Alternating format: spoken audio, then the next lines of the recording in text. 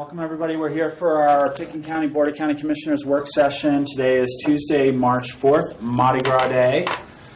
And we've got a lot on our agenda today. The first item unfortunately canceled, so we're starting at 10:15 here. But we're going to jump right into our update on the Pickens County Land Use Policy Guidelines, a document we don't refer to all that much, but plays a part, and we're going to kind of learn more about how that plays a part and some of the updates that we're going to be doing. Thank you, Rob. I'm Cindy Hooven, the Community Development Director, and this is Ellen Susano, our long-range planner. And Ellen and I are embarking on the update of the Pickens County Neighborhood Master Plan issued by the Planning and Zoning Commission. And part of that update entails taking a look at the policies that guide those master plans. And when you think about the history of how those policies came about, the policies are actually developed as part of the Land Use Code. And the Land Use Code, as you know, is a regulatory document. But in 2003, the state required that we have a complete master plan for the entire county. And the way we chose to implement the state's requirement for the master plan was to work with neighborhood caucus groups primarily. And then also we had earlier the 1987 Down Valley Plan for areas that were not included in caucuses. So at that time, we had a pre-2006 code. Today, you work under the 2006 Land Use Code. And prior to 2006, the policies that were in that Land Use Code helped us develop what we call our user-friendly land use policy guidelines. And they're attached in your packet. And those guidelines are meant to be a little bit more reader-friendly for citizens working on their caucus master plans. But they are to relay the intent that comes out of the land use code policies. So I put together a little chart behind you, Rob, that shows you the land use code policies pre-2006 guided us into development of the policy guidelines, which are attached, that then assisted us with the development and assisted citizens with the development of the 2003 neighborhood master plans. Then in 2006, we updated the land use code, but we didn't have a need to or an occasion to update the policy guidelines that the citizens use until now. So what we're doing now is we're trying to shore up both of those documents. And the Planning and Zoning Commission spent 2 meetings recently looking at the Land Use Policy Guideline document as well as Chapter 2 of the 2006 Land Use Code, and made some suggestions that they wanted to bring forward to you. And the next step, if you believe that these are good changes and relevant changes to the policies that will guide the master plans, then we will bring those back to you as code amendments to also update the land use code. So there's a little bit of, a lot going on here, but I hope that that clarifies where we are and where we've come. And I put in a little red star down at the bottom of the left-hand chart that I put up that says the P&Z has recommended policy guideline updates. We're at the stage now where it's being reviewed by the Board of County Commissioners. And if you agree with the changes or even make some changes to the recommendations, we will then as staff bring those back to you as a code amendment formally for the land use code. So is that... I have a question about the last thing that you just said. So the policy guidelines will be brought back to us as a code amendment change? I don't understand that. No, the policies that are changing, Did I say guidelines? The policies that are changing that then change the 2006 Land Use Code policies will come back to you for amendment to formally amend the So land use. anything in the code that has to change as a result of these changes, Exactly. not necessarily that there will or won't be changes. This doesn't change our code is basically what you're saying. Right. If there is a code change, We'll come back. it'll come back. So I guess my next question, are there, of these changes, which, because it seemed to me that most of these changes were kind of language changes, just kind of explaining things a little bit more in depth, more than anything else. It didn't seem to me that there's anything being put in this that will directly require a code change.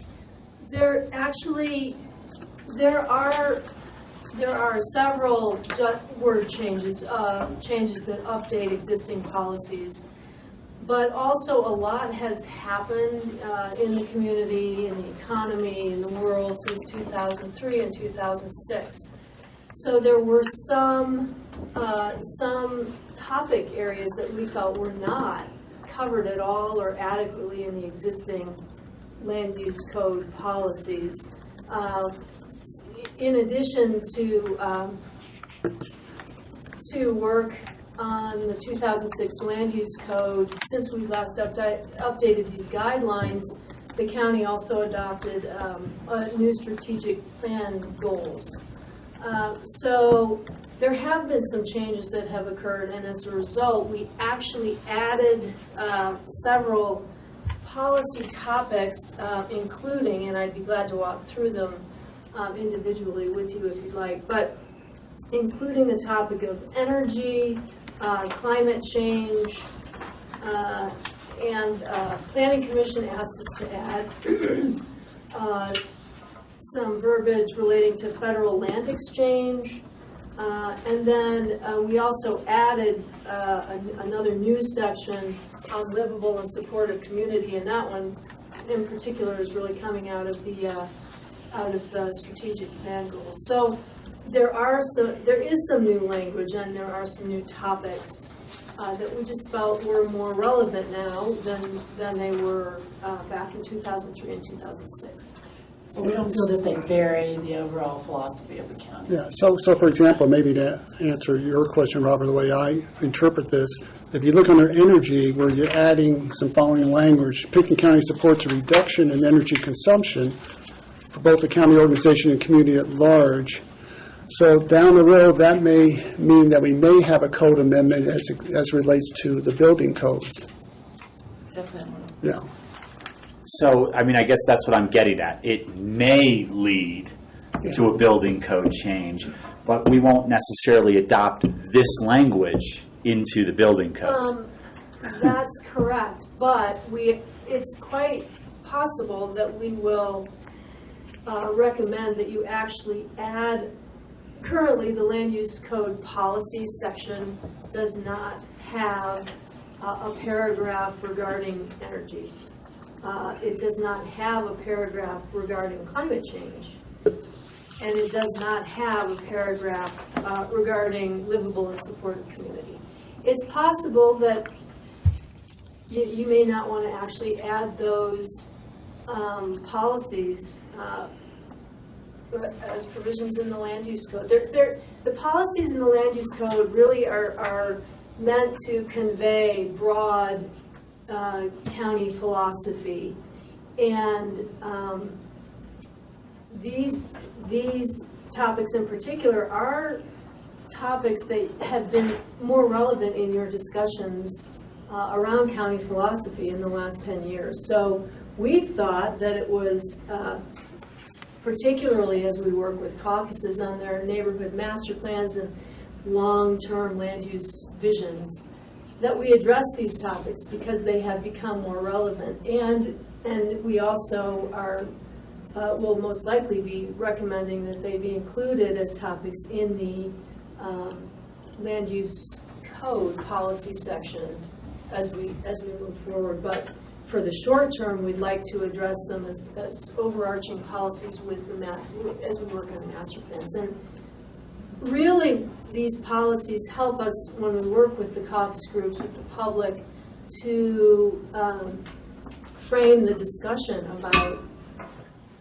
long-term land use visions for the community, and they provide some sideboards too, to say, you know, this is generally what the county philosophy regarding this particular topic is, you know, and so if a caucus is going way out in left field with respect to something like, I could say with respect to transportation, with respect to mass transit, we could say, you know what, it really is a philosophy, a policy of the county to support mass transit. So if you're recommending that mass transit be obliterated as an alternative to the automobile in Peyton County, that's probably not going to fly. So that's a quick offhand example of how the policies might be used in our discussions with the caucuses. But it also doesn't really mean anything until it gets into a code state, in the sense that if a caucus makes a recommendation that mass transit should be done away with, as you said, that's a recommendation to us. The caucuses are advisory boards to the BOCC, and we may take them into account, but we could always go back to a policy section and like this and say, you know, it doesn't really fit our policies, so we're not going to enact a code getting rid of mass transit in your caucus area. That is how we hope to use the policies, both in this guideline, which is intended to just be a little bit more user-friendly, less regulatory sounding, and in the land use code policies, which will be adopted as. So I'm a little confused on the terminology land use code policies. So the land use code policies is a section of our land use code which basically has a general feeling of what direction we'd like to go in, without really saying you can or can't build here, or you can't do this, but That's correct. The land use policies in the land use code are adopted, they are regulation, they are adopted by ordinance, and they are a statement of broad policy and philosophy of the county on a particular topic, and they direct the more detailed land use code provisions that relate to those policies. So yeah, if there's something about climate change in one of the broad policies in the land use code that says we support energy, reduction in energy consumption, that might lead to a code amendment in a more detailed provision in the land use code that specifically speaks to energy use in building. Probably be in the building code, but in the building code. So, Such as the solar provisions. Yeah. It's an advisory section of our land use code, or a policy, it doesn't say what you can and can't do. It says what our general philosophy is. Correct. It's advisory, but it's adopted by ordinances and regulations. Steve? So just to make it totally clear, the policy guidelines, which is this section here, is what we're being asked to look at today. Right. The land use code general policies are the chapter 1, which may or may not get changed based on changes that we make to this. So when you go to the caucuses to look at the master plans, are you only taking this part and not the land use code? Yes. For their general guidance on the master plan updates for the caucuses. That was the intent in 2003 when we developed it as a policy guideline. It was just to help people get through the generalized topic areas. And if anyone's interested, of course, they can go to the land use code and look. But that was the idea. Okay. So sorry for the confusion. No, I just wanted to clarify it for my mind and for the public. And Thank you. You don't often, this board and even the P&Z, this has been a good exercise because we don't often go back to the policies to rethink why we are where we are with our regulations. So this has been a helpful exercise. On a daily basis, you deal with the code provisions that are a result of these policies. So we're really taking a giant step backwards, and we'll get into the specifics of these with you in a second. We're hoping that this, isn't an exercise in wordsmithing. We really just want to grab your overall intent. But I'd also, if we have time, like to spend a couple minutes to update you on what we're doing with the master plan updates and where we are with all that. Other questions, or should we have Cindy go through some of the nuances? Steve, you want to? I had a specific point about one of the wording of one of the proposed changes. And that was in the energy policy. Page 5. And it says, the second sentence says, mineral development should be limited to that which provides energy. And I'll stop right there. When you say mineral development, I think also of gravel and alabaster and silver, coal, iron ore, different things that have been mined in Pitkin County or are being mined right now, and they're not included. Well, the coal would be an energy resource, but the others are minerals, but they're not energy related. Okay. And so that makes it sound like we don't want any mining of gravel or anything else in the county. So mineral development for energy. It should be mineral and energy development. Or mineral and Or just We can work economic on it. development? We can work on it, because we understand this is a section just for the energy portion, but. That's a great, Yeah. that's a great clarification, thank you, yeah. so just a wordsmithing thing, I think, to That's great. clarify that. Well, I mean, you're sort of asking the impossible, though, in this thing, without degradation to the... Seriously? Well, these are the, I know, but if you were to read that policy, the policy at the same time it's talking about mineral and energy development is saying we essentially can't have it. Well, none of it degrades the air and water quality. Right. and honestly, in addition to. But that's just not the case. I mean, at the gravel pit they put out dust and all kinds of stuff. You haven't shut down the gravel pit. So you allow under certain standards, you allow that gravel pit to exist. It's not that there's not side effects to it. So, I can see it in an aspirational sense, but I can't see it actually in any kind of realistic sense. Well, here there's no real, it doesn't get tied down to measurement tools. We all might not agree with the level of air quality standards that are out there in the state or in the EPA, but at some point these will have to be tied to standards. It may be that our air quality, is degraded, but not beyond a certain standard. I don't know how this would really get implemented. Like you say, it's putting out the aspirational statement, and then the details work from there. I mean, I would say, but that's not what this is saying. What this is saying is, as Michael says, no mineral development, as opposed to saying with the minimal amounts or the minimal amounts of degradation to air and water quality and quantity. And then the minimal can be judged by future boards or by this board. At the P&Z, we had the same Or you use the best standards possible. In other words, And best practices could be Yeah. judged by the current board Yeah. as a flexible term. But this is saying without hurting the air or water, which is, quite frankly, you dig a hole in the back here, you're going to get some dust in the air, and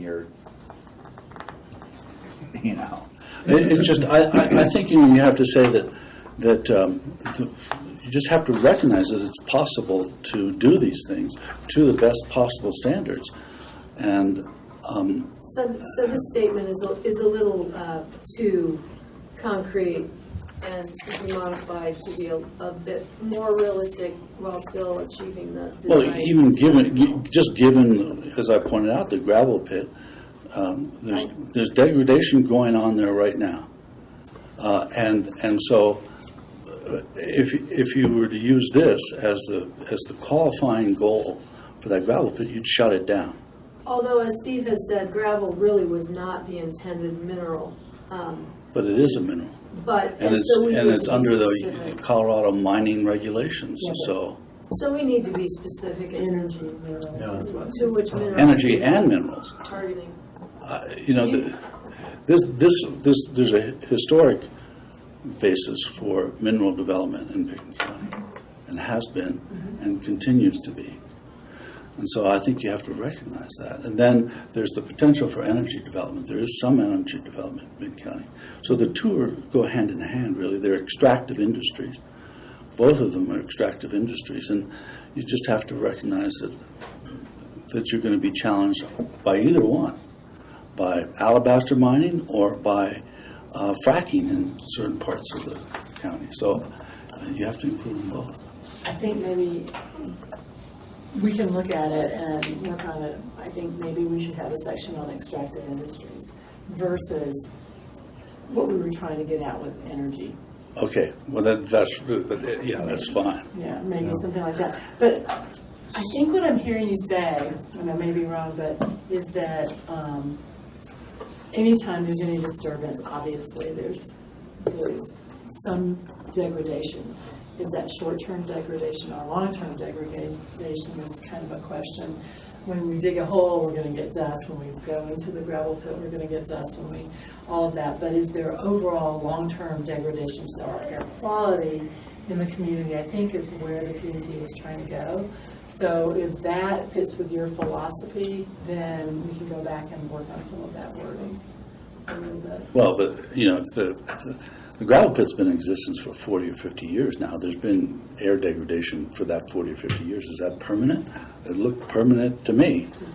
It might end, but it's about the practices during the extraction that's important, not whether or not it goes away in 50 years, but during the time that you are side by side with that industry, you have to maintain the best possible standards.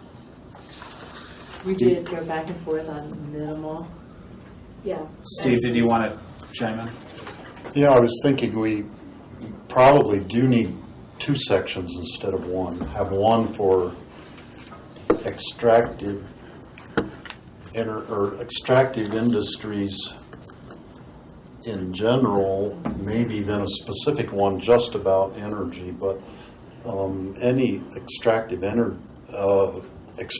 industry, you could include logging in it, something that they have huge land use impacts. They're a special case. It's not like building a house or something like that. So there's almost a different set of rules they go by, and we have to look at them differently.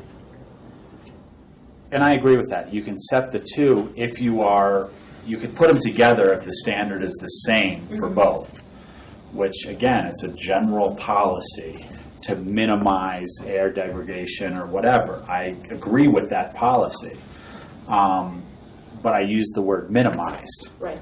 If the policy is different for minerals versus energy extraction, for instance, what I think this is saying, in the way I read it, is no energy extraction in Pickens County, period.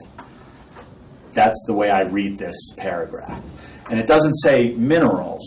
You could do a separate section to say, well, minerals are okay as long as it's not energy minerals like gravel or alabaster or whatever. But I'm not so sure that that's the policy of this board. And if it is, let's call it out for a vote. Is it the policy of the board that there is no energy mineral extractions in Pickens County as a policy, period? I don't think that's the end. But that's the way I read this, Yeah, because it says without degradation to air or water. And, you could always make an argument that there is some degradation to air and water with energy extraction. So basically, this is saying no energy extraction. That's the way I read it. And I don't think that's the policy of Pickens County. If it is, let's get the policymakers to make that the policy. If you were starting out, how would you write it? Michael? Well, the first sentence, that Pickens County supports a reduction in energy consumption, I mean, I sort of understand that, but the fact of the matter, I think Pickens County today is using more energy than it did 10 years ago. So it's something different, actually. It's something about efficient energy, and so with the addition of the hospital, the addition of the music associates, all that building, I would be, have we actually used less energy with the addition of Escalades and Suburbans, and have we used we're using more energy, but we have to use what energy? There's a limited amount of energy in an efficient way. That's what that could lead to an overall reduction, but I don't think we've done a particularly good job on energy use. May I respond? Yeah.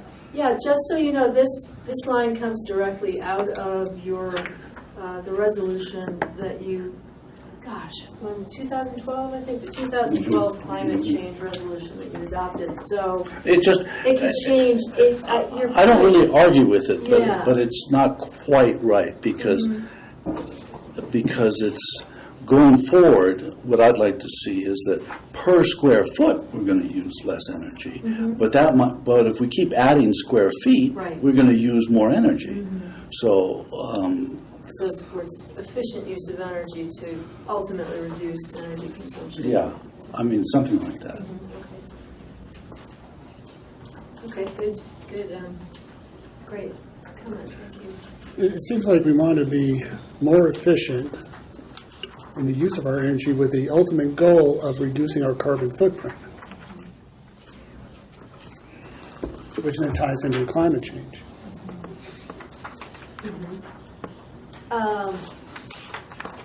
Right.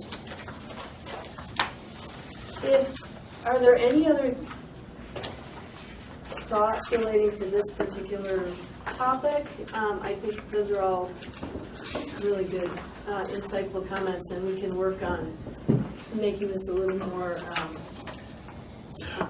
Yeah, and I think you have to put it in light of one of the big criticisms from the gas industry is, well, you guys don't want to have any extractive industries in your county, and yet you have homes and structures and everything that uses a vast amount of energy. So I think the response to that has to be, we are working on a way of making efficient use of all our energy, and with the goal of either reducing carbon footprint or reducing total energy use within the county. And so that has to be a response to the people who say, listen, it might be fine to live in Pickens County, but the rest of the world has to deal with extracting those interests to put into your houses. That's very true. Then, Rob, if it's all right, I'd like Yes. to just make sure that we don't need to make changes to any other of these, or to have more discussion about the other remaining topics on the page that are highlighted.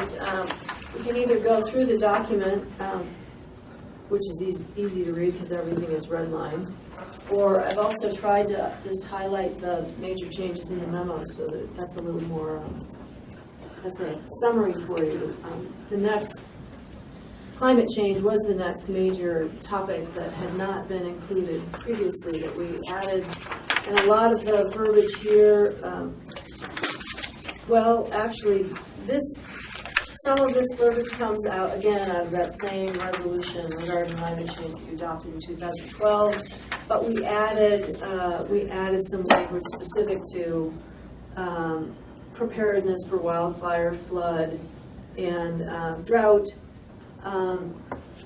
and also worked with the City of Aspen Canary Initiative Director on adding some language on biodiversity, resilient infrastructure, and economic resilience. So it really is a new, altogether new section in the policies.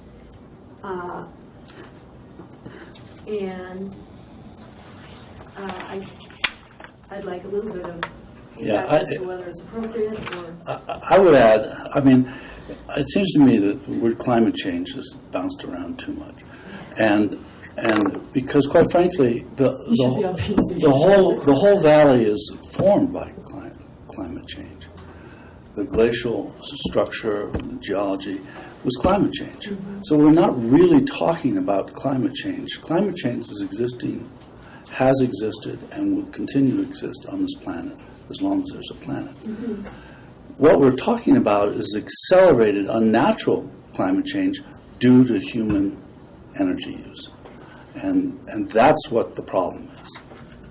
Not climate change per se, but that we've accelerated climate change in a way that's unnatural. And that's our challenge. We did have discussion at the Planning Commission about the heading of this topic, and in that 2012 resolution that you adopted, it's actually called climate protection. And so I started with that, and that wasn't very well accepted by the Planning Commission. So we went back and forth on, had several topics. Preparedness. But accelerated climate change, or climate change due to, I don't know how descriptive you want the heading to be, but if you think climate change really is not what this is about, then we can work on it. I think there's more of a crisis in the climate change. You know, that we're facing something different from previous climate changes. Climate change And crisis? so, and these things about wildfire, flood, water availability, those exist whether or not we have accelerated climate change or not. Those are things we have to worry about all the time. I really like maybe in the intro paragraph is just use that one sentence or so that Michael stated in terms of the accelerated climate change based on human consumption of energy, however Michael phrased it. Mm-hmm. I think that sort of explains what, at least to me, what we're trying to get at for climate change. Yeah. And you can tie it into the second sentence there, which says, at the same time, Pickens County endeavors to address causes of climate change, because that's what we're really talking about, the human cause of climate change. Yeah. Human causes, I think, is the key, because there's all kinds of causes of climate change. They haven't quite figured out why we have ice ages, mm-hmm. and why what the rate that they happen at. But we're dealing with human-caused climate change. Yes, good clarification. I assume that is it a good idea to include this topic at all? I assume that is. I would agree. And this, to me, was worded a lot more in the general sense than the paragraph that we previously talked about, which was, like I said, I read it as no energy mining. Too specific. Yeah. Which could potentially be something that the code that we vote on is a code thing, but until we get to that point, I don't think it should be that specific in here. Can we go back a couple pages to the Federal Land Exchange? Absolutely. That's page 12. 12, thank you. This section was added as a recommendation by the Planning Commission. And just as background, well, let's just go ahead. Well, my specific question, we had a lot of discussion about this via letters that were written by Open Space and Trails and sediments of various board members regarding the Wexner land exchange, of course. Correct. So it kind of seems like that's specifically what it's referring to. And I do remember having a discussion about comparable lands within the Roaring Fork watershed. But I also remember the discussion about acreage exchange, and I was very much not in favor of that, because you're never going to have the exact amount of acres being exchanged. And some acreage may be much more valuable than other acreage.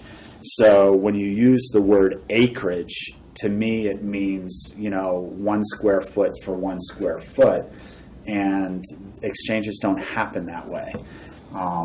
I believe that there needs to be, again, a step back in this language to a broader sense of equal value, and then the board down the road can determine what the value is, how value is interpreted, as opposed to equal quantity of public-owned acreage. It's equal quality. Quality. And so, Public-owned So acreage. just take out acreage So and put land? the acreage is the word that I get stuck up with a little bit. Because it could be, 1 level B acreage for 1 level B acreage, and, Yeah. I don't know. The acreage was the word that when we did language and letters back on the Wexner thing, there was, I don't remember if it was just me or if it was a few of us that had an issue with the acreage exchange. I was there for the discussion, and I do remember your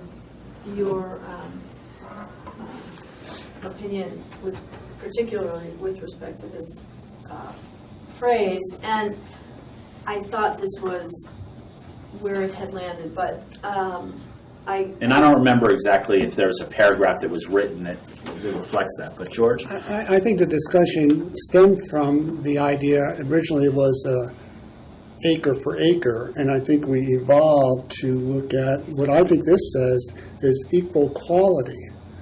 So it's not per se 1 acre per 1 acre, but it's more of a broader statement that talks about equal quality of the total acreage. So I'm okay with this. And it could be clarified even more by taking the word acreage out and put land, Land, publicly owned land. yeah, it's, I like that change. If Semantics, the board that's would fine. be okay with it. Acreage is a Yeah. measurement, land isn't. no, that sounds like a good modification. Steve, is that okay with you, Michael? I had two other topics that were off of Yep, Steve? that one. One, you kind of were asking on the ski area language, Yes. whether to do What page you on? page 6. Whether to use the existing language with a couple of wordsmithing things, or to change it to the whole new section. And I like the whole new section. I think sounds better to me than modifying the existing section. I like the new section, again, because it had a broad policy basis. It was when consistent with the policies of our partners and the Forest Service and that sort of stuff. And I thought the language was good in the new language. And there was one other general topic of discussion. Michael and George, I I- don't know. I'm sorry. I'm on the I'm right skipping page. around a lot, so it's hard for me to follow. I can't find the right page. Page 6 is, It's page Page 6 of the Policy policy of the guidelines. I policy don't know, but what guidelines. page is it in the memo? Because I'm just looking The memo, the online. same language, sorry, is on page 3 of the memorandum. 7, Page 3. 9, 10 of the packet. Just a really Yeah, this is very helpful. 10 on the packet. That's the page right Okay, there. thank you. Thank you. they have it as No. a PDF, so they're looking at the pages of the PDF. All the pages that are included in the packet then get numbered via the PDF. You have separate pages numbered on the document itself. And so that's the difficulty when you translate from paper editions to computer editions. And so it's very hard to follow back and forth because we just had 3 page numbers given of where we were. So we'll try to work off the same Did you find it, packet George? that you have next time.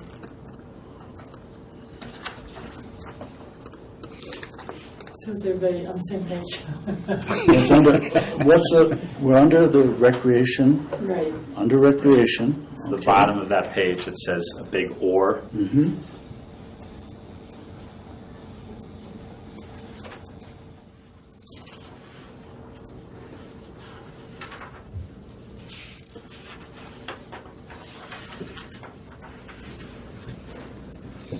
For one thing, on the existing paragraph, it says we favor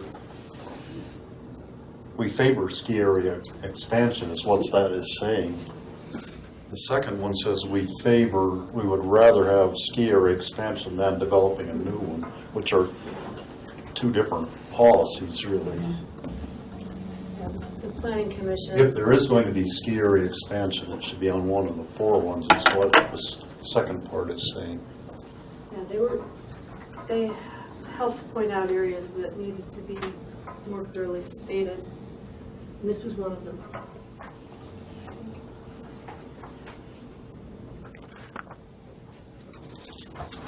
Any thoughts on that section? We've got about 5 more minutes here. Is there any mention of Nordic areas? We talked about that. There's, and we did talk about it as planning commission. And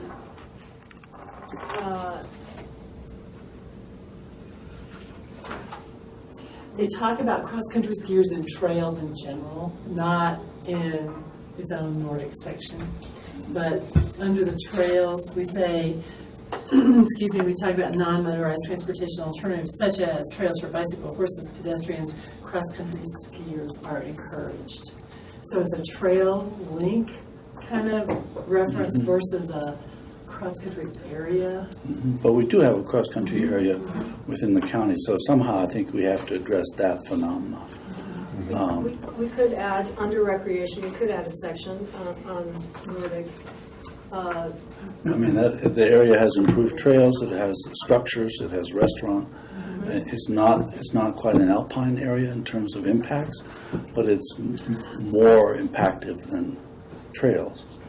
And somebody else might find an area that they want to expand into under the same model. So I think you have to pull it out. I agree. I think a section that says ski areas alpine, ski areas Nordic, and there might be a slight language variation in the Nordic based on the lesser impact to a new area versus an expansion of an existing area. Yeah, and I would include the 10th Mountain Trail System in that. I mean, the 10th Mountain, I don't know what's the 10th Mountain. The Aspen Snowmass Cross-Country Trail System, even though it's not a private enterprise, it still has But you're right, the same impacts kind of 10th like. Mountain, it also is a system of trails and huts, which I think you should talk about too. I mean, you should at least acknowledge sort of existing conditions of some sort. Yeah. Good idea. We've got about a minute left in this agenda item, timing-wise. I might make the recommendation that I do think this is, although we don't look at it all that much, it's kind of the foundation of a lot of our other stuff. I would suggest maybe doing a half-hour work session down the road to see some of these changes and amendments and diving back into it at that time. How does the board feel about that? I do feel we've got some time in our future agendas that we could make room for that sort of thing. Yeah, I'd like to do. I haven't been able to address the land exchange and a number of these things, so I'd like to do that at a future date. Steve? Also, there's sort of a general discussion about commercial development which would be on the land use patterns, page 3 of the thing, which we can't talk about that in a minute. It's going to take a longer discussion. That's why I say I think there's some subjects we haven't touched on quite yet, and that way we can kind of follow our agenda for today and get some of those revision ideas back in there. It's really great to have the opportunity to work through these with you. Thank you. And just real quickly, so you know, Ellen and I will be going to what we call the caucus roundtable, where representatives of each of the caucuses will be coming on Thursday to the BOCC Library at the Community Center for us to begin discussions about what they feel is maybe needed as an update for the neighborhood master plans and what's relevant and not relevant in the existing plans. So we're going to begin that discussion. Could you shoot me that invitation, please? Sure. Yes. It's Thursday, 10 o'clock at the BOCC Library. Until noon. Yes. What time do you an email? Yeah, it's intended for the representatives of the caucuses to be able to go back to their caucus groups and have some discussion. So we hope to get a lot of participation. Thank you for your time.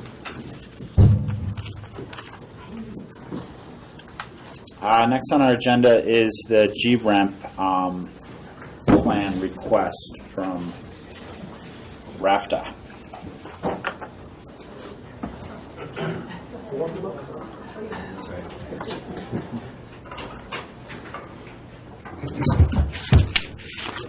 Hi, Mike.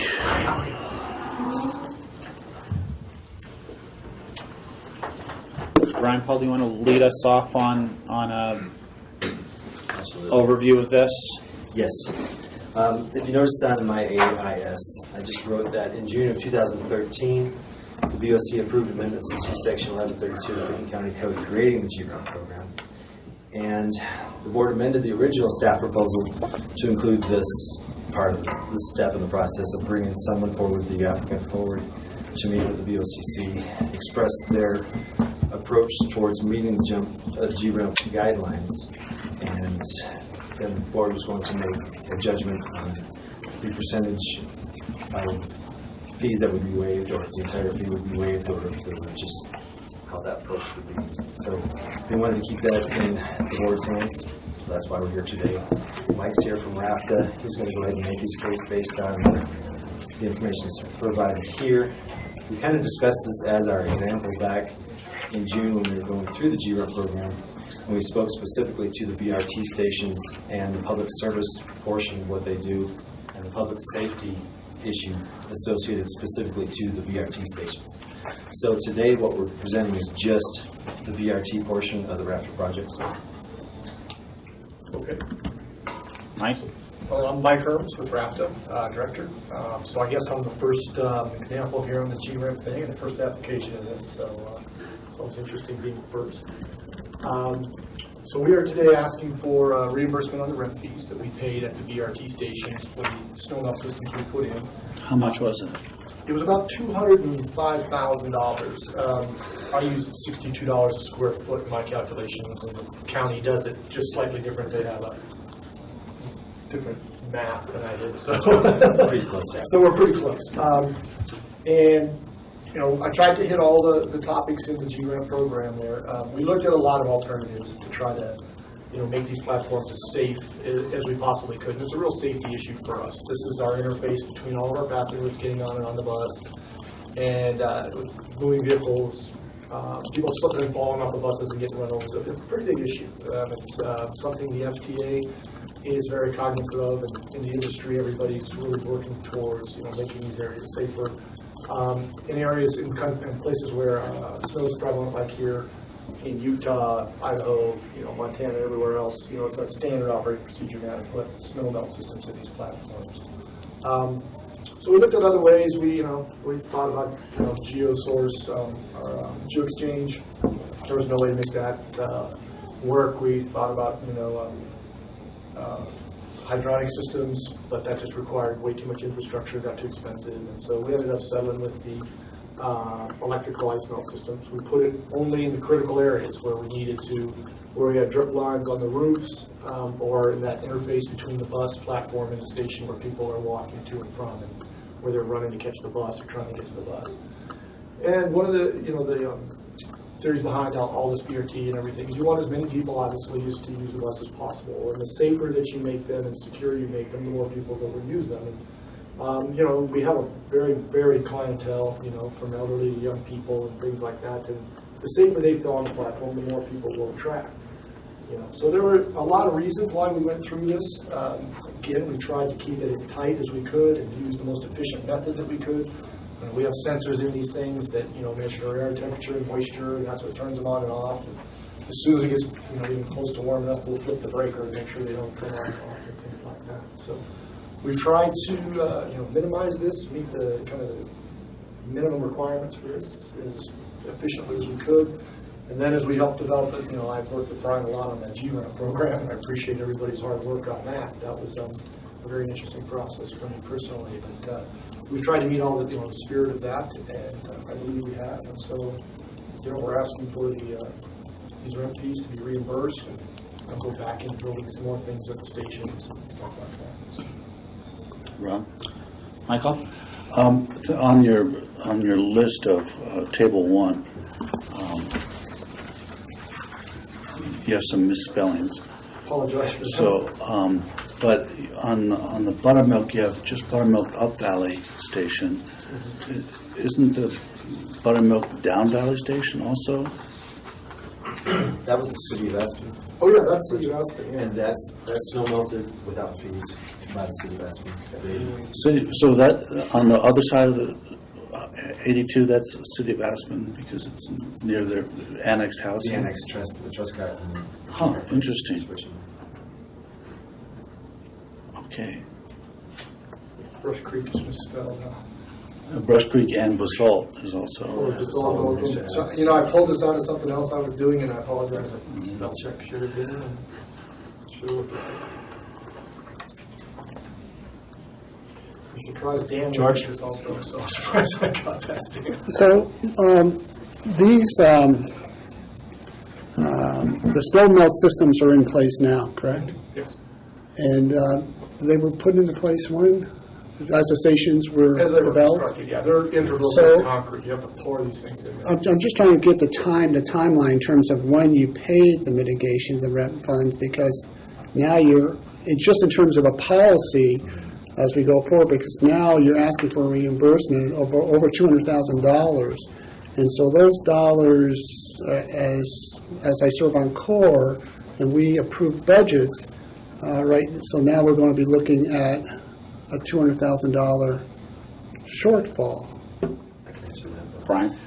We foresaw that issue, so we kept these out of the RIP purchase. It's in a bond right now. Oh, We held okay. until we could resolve this, because we knew it would be a timeline from the time we got the GRANT program in place until we could get before the board.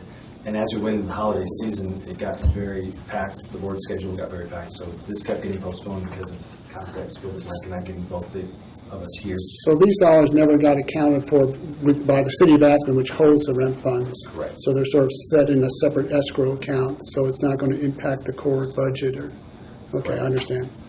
And from our point of view too, just a little more background is, the ice melt systems were kind of an ad alternate to the stations, and because we just didn't know where our budget was going to go until we had bids and things like that. And so we had it in the plans, the contractor bid it, and then when we saw how the rest of the BRT project went, we saw we had the money to go in and buy a couple of our ad alternates, and so this was one of them.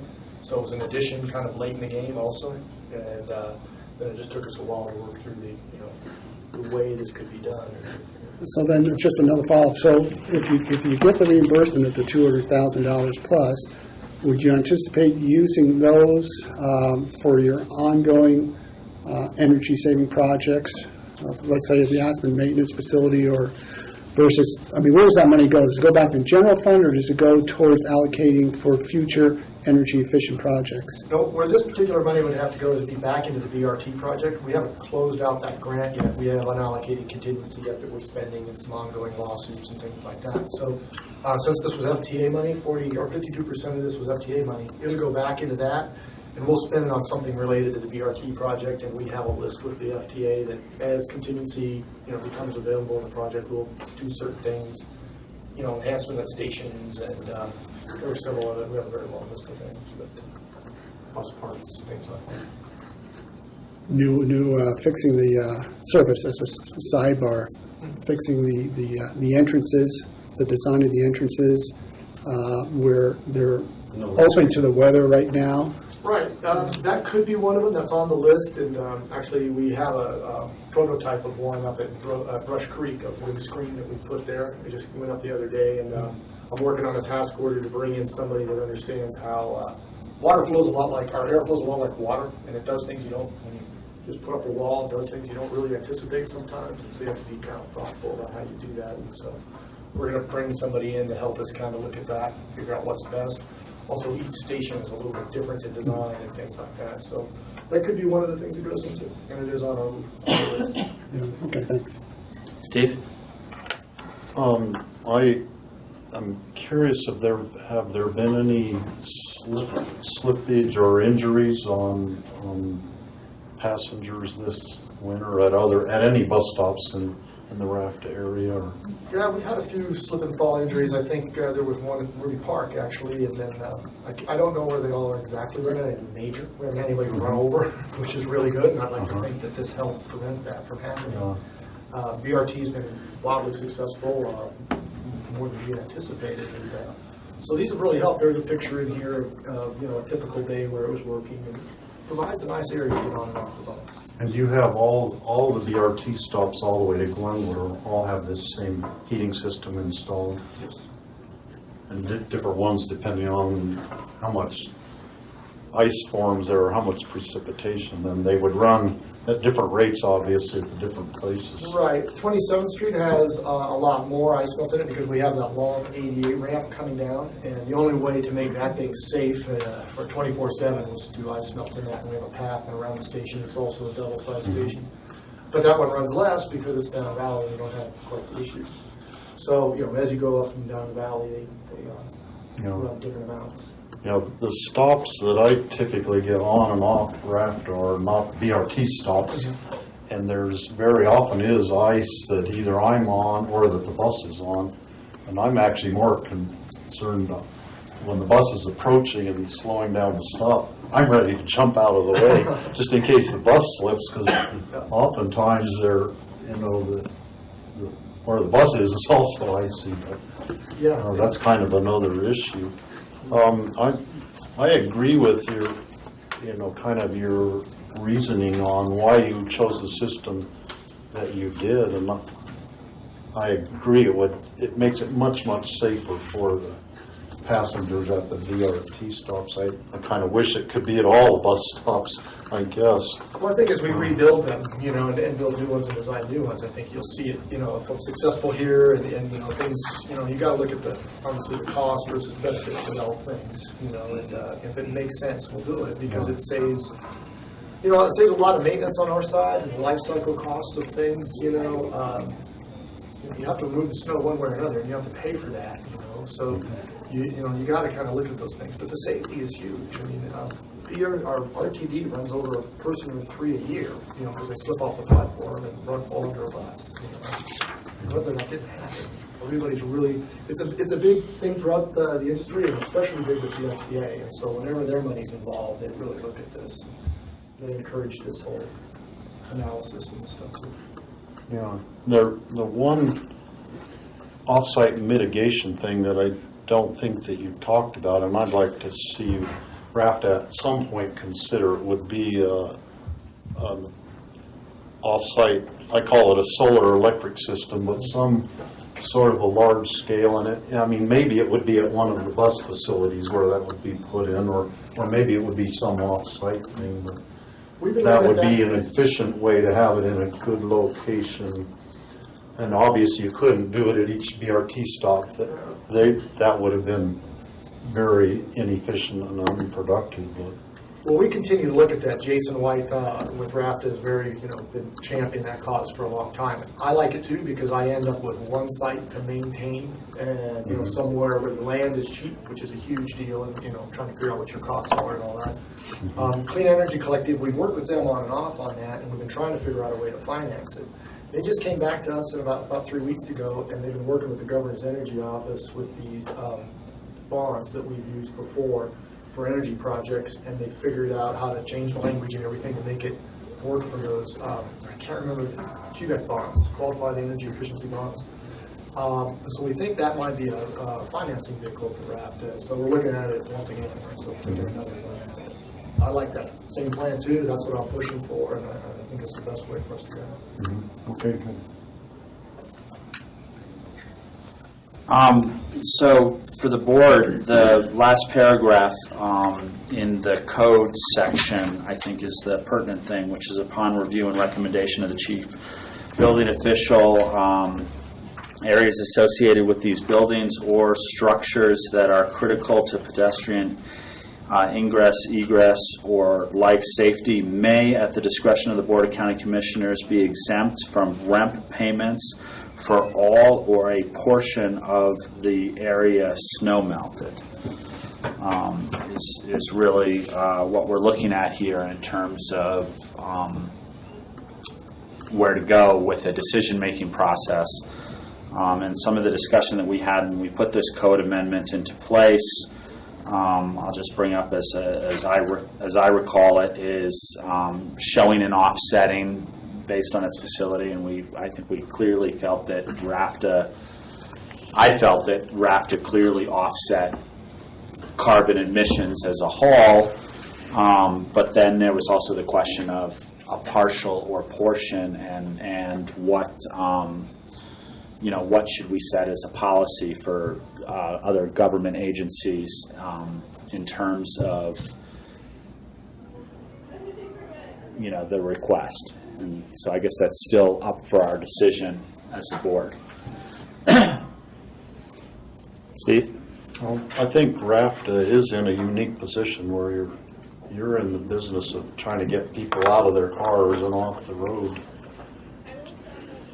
which has huge energy savings. The more people that ride the bus instead of driving, it just solves a whole lot of problems. And I don't know the exact, comparing how much electricity you're using to do the snow melting versus how many tons of carbon you've already all the time are keeping from being burned, you're probably way in the plus column in terms of energy mitigation things already. And I could support granting this request from RAFTA at this time, just based on your whole philosophy and your plans, what you have done and what you're planning on doing in the future, all are go in the right direction. So I could support the request. George? I think sort of the key language on that paragraph, Rob, is that last bit where be exempted from rent payments for all or portion of the area snow melted. Well, in this case, because it's such a public safety issue, I'm not sure how we could just divvy the refund back up for just a portion of the snow melt. So to answer your question, I think we should be looking at these requests on a case-by-case basis rather than having a general policy. So in this case, because it's very specific for the area where we're looking at snow melt at the stations, I would support this. Michael? Yeah, I also support it. It's clearly for the public safety issues. This is different from normal rent, which is when you're getting into the jacuzzi outside at someone's house, it's not really based on public safety, that payment of rent. So I think, as Steve pointed out, the offset of vehicle miles for mass transit miles is huge for RAFTA, and they should be exempt from paying these rent fees. And for the general public, I'll just kind of state out too what was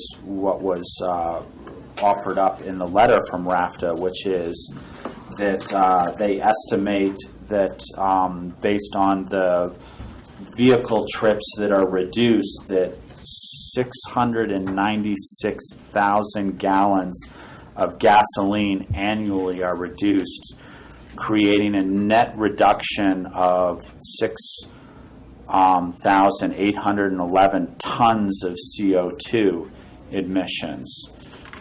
So there was some calculations done as to what RAFTA does as a benefit to reducing some of the car trips up and down the valley. I'm in favor of moving forward with 100% at this point, and I do agree with George that it won't necessarily be every case that we see 100% reduction of those rent fees based on the public safety issues, the measurements that are given in reduction of carbon for what's being offset by the overall program, and that sort. So my next question may be for John Ely, which is how do we proceed with a budgetary change or a financial thing? Is this just administrative? Is this just an approval that we do in a work session, or do we actually need a vote on this in terms of how this new code is set up? It says at the discretion of the board in the code, in the last paragraph of the code, but does it need an application and a regular meeting and notice or a consent action item? Or I'm not sure, being the first one. Yeah, that's a good question. I mean, here we are in a work session kind of discussing this, but it's not really a regular meeting, and it really is a $200,000 decision that the board is making here regarding making an exemption to our code policy. It's really just the execution of an adopted policy that's in place already. And the request is in place as expressed through RAFTA and Mike here right now. The question for me is the board constituted to give direction? It's not an implication to internal finances, but rather can the board give direction at this meeting? We're not in a special meeting right now, to my knowledge, so probably to keep this as clean as we should, to just schedule it as a consent item for Wednesday. Certainly, RAP has heard actually the discussion and knows what the direction of the board is going to be, but this would allow the item to be heard in a public meeting, and on the off chance that someone wants to contribute something to the dialogue that can occur. I would agree with that moving forward. So can we schedule this, John, on our next consent to action regular meeting? So I should bring an ordinance? I don't think it'd be an ordinance. So it'd just be a one reading resolution. Yeah. Yes, so John. This would be March. March 12th.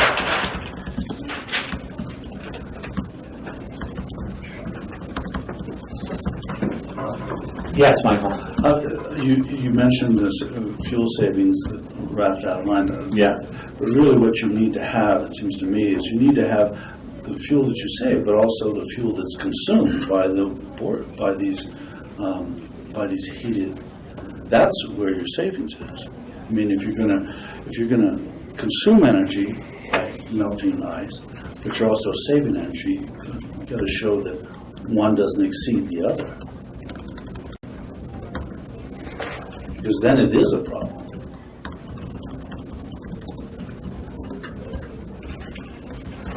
Yeah, that'll always be kind of a nebulous calculation because you never know how much it's going to snow. So you Yeah, can, but you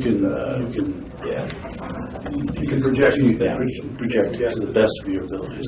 There are people who can do it. Yeah, I think RAFT is a unique example because it is, they do a tremendous amount of carbon savings based on their entire program. But I agree with you, Michael, and that was part of our conversation when we enacted GREM, was to have a calculation of this side versus this side. And I would not only add, it's not just the snow melt, but you're saying you're getting rid of X number of rides up and down the valley because people are riding the bus, which is this much gas, but you're also using gas to do that. So that's part of the weight of this side. You also have buildings, you also have your transportation here as an administrator. So, so that adds into the gas of the bus. But I think our intention when we did this was for applicants, people to come before us and give here's with the program and here's without the program. All the elements and all the elements. So as we learn about this going forward, if another application, if another person comes before us for an exemption, I think that's what we'd want to see. Michael. So did Aspen go through the same process, or they just immediately dismissed it as? They treated it somewhat like a right-of-way issue and just said that they would not govern for the stuff that was in the right-of-way. So they totally didn't get into this conversation. They just waived the fees associated with it. But they have an energy mitigation program too, don't they? So they wouldn't even address it. Now, it's in CDOT's right-of-way, is that right? Technically, yes, but there is a parcel of land that has a structure on it, and that's why we governed it. We kind of got involved in it. We didn't address the trail leading up to it, though. That's in the right-of-way, and we stayed out of the trail work. And they did actually snow up the trail leading up to the ones at the ABC. At ABC, that was the underpass, and those ramps built up to the stations were built by the city. And their building official has the ability to waive those fees on life safety issues. So I think that's the way they went with those. City.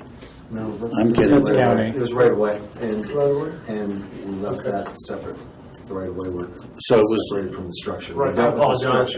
So you dealt with the structure itself. Sorry. Yes, and the pavement that was adjacent to the structure. That's where the county got involved. The building department got involved. Okay. That's right. I apologize. I didn't mean to confuse that with other projects we have going on. I have like 11 projects in design and development right now. Steve? I have one question just about the system itself, the electric heating system. On the chart towards the end of your stuff, it says it has a fair life cycle cost, which is actually the lowest compared to all the things. And I'm wondering, what is the life expectancy of the heating system, and when it needs replacing at some point in the future, what's involved in that? The manufacturer says it has a 20-year life cycle. Estimated, generally they underestimate those things. So it'll probably last, in that 20 to 25-year range, and then you have to remove and replace concrete to do that, because it's poured into the concrete itself. So,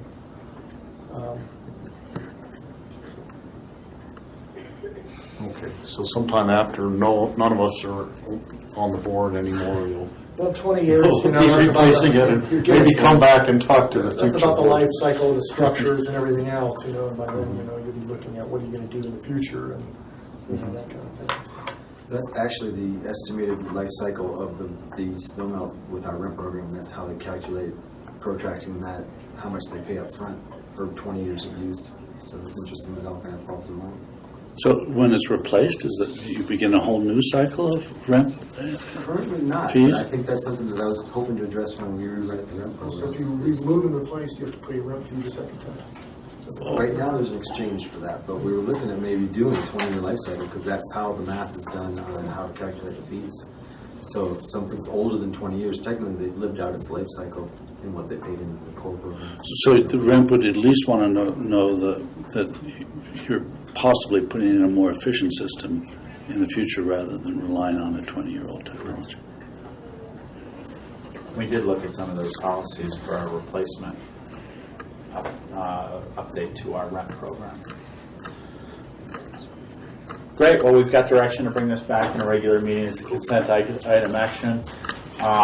We weren't sure how long that was going to take with the discussion of the board, but we do have some filler topics to take up the second half hour of this hour. So Mike, you just took a $200,000 bus ride. Yahoo! Yeah. Actually, just the opposite. And Brian was very helpful on all of this. He's been Yeah, very maybe patient, that'd be and, good. I want to thank Brian publicly for all his help on this thing. He's really done a great job on this, and went out of his way. He didn't have to do all this work. So. Great, thank you. So one of the items that John Peacock wanted to bring before us in open discussion, which we'll take a little discussion of the board, is some conversation about our upcoming retreat. And I think he's going to jump into that now. Yeah, thanks, Rob. I'm handing around a little bit of information for you to start our discussion. First is some more information about the facilitator that we're intending to use, and then a skeleton of the agenda, and I'd like to have a little bit more discussion about that. But I believe I'd mentioned to the board that we were talking to Carl New. Carl's been consulting local governments since 1976. He's been around Colorado for quite a while. He's out of Lakewood. He served as an elected official in the past, and has also taught at a couple of universities, I believe University of Arizona as well as University of Colorado, both in their schools of public affairs. Came out of MIT and Harvard, has an MBA from Harvard, but has really focused his whole career on public sector governance and specializes in working with city councils and boards of commissioners, particularly in areas of governance and strategic leadership and kind of the coaching board dynamics and those sorts of things. And so I thought he'd be a good match for our retreat this year. If you turn to what is the third page of the, and I did not number these, but it's the skeleton of the retreat agenda. I want to chat with you guys about this a little bit. First, just to confirm the location and time. We have this scheduled for all day April 1st and the morning of April 2nd. We have reserved the Limelight Hotel, so we would be using the meeting room, the same meeting room we used last year with a pretty similar structure in that regard. I'm talking about doing something a little bit different. We have typically used the mornings to go through a plus delta exercise and working agreements discussion. What's a plus delta exercise? Plus delta is what went well and what were challenges in the previous year. This year, I'm proposing that we spend that morning time a little bit differently. Carl works with a lot of boards on, as he's termed it, the art and skills of highly effective governing bodies and how do you have a productive meeting.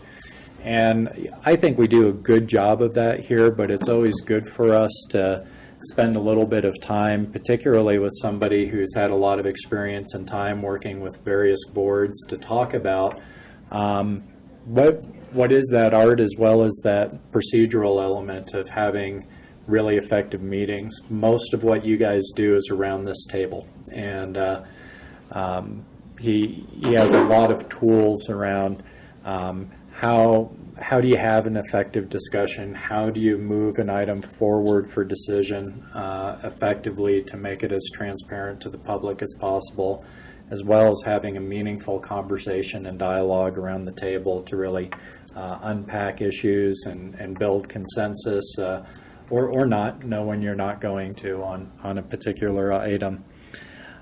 He uses a similar tool to one that we've used in the past. I think we've used the Myers-Briggs kind of inventory in the past. He has I've forgotten what it's called now. It's SDI, which I can't remember what it stands for, but it's a similar tool to Myers-Briggs, which is really a skills and style inventory that helps us understand how we, as individuals and as a group, might approach our time together and having discussions and dialogue to help us better communicate and such. So that is the proposal basically for the morning session. So it'd be a little bit different than what we've done in the past, but I think in a pretty similar scope in terms of talking about what are some things that we can be doing to just keep ourselves as a high-performing governing body. The afternoon, we're proposing to do a similar thing to what we did last year, which is we had a community panel. The board had discussed and provided recommendations on a number of people to come in. And at that time, we had a pretty unstructured panel discussion based on, just talking about what each of the panelists saw as being potentially major impacts to the county and things that we should be thinking about 5 or 10 years out. That was, I think, a pretty successful discussion last year, and so we're proposing to do the same thing. One of the things that we might want to talk about doing differently is, do we want to focus on some specific topic areas that we'd like feedback on versus a more general discussion like we did last year. So if the board still wants to follow this kind of agenda, I'm hoping to get input or some discussion from you all about potential speakers, as well as if there are specific topics that we may want those speakers to address. So that's the proposal for the afternoon on day one, is to do that same kind of panel. The afternoon would also, I'd anticipate, have section leaders involved in the being around the table to hear that community dialogue. I think that's valuable for all of us to hear on both the staff and policymaker side. We then proposed that the morning of the second day, once we've had time to process the information from the first day, really focus on either reaffirming or resetting our priorities going forward. So some updating on the strategic initiatives. What did we hear about our short and long-term challenges? What are our priorities going forward? Are they still in the areas that we've been focusing on? Do we need to make some changes so that we're either reaffirming the direction we're headed, or you guys are able to say, we, based on what we heard, whether it be through our citizen attitude surveys or from our panelists or in our discussions with each other, do we need to change directions or reemphasize something else?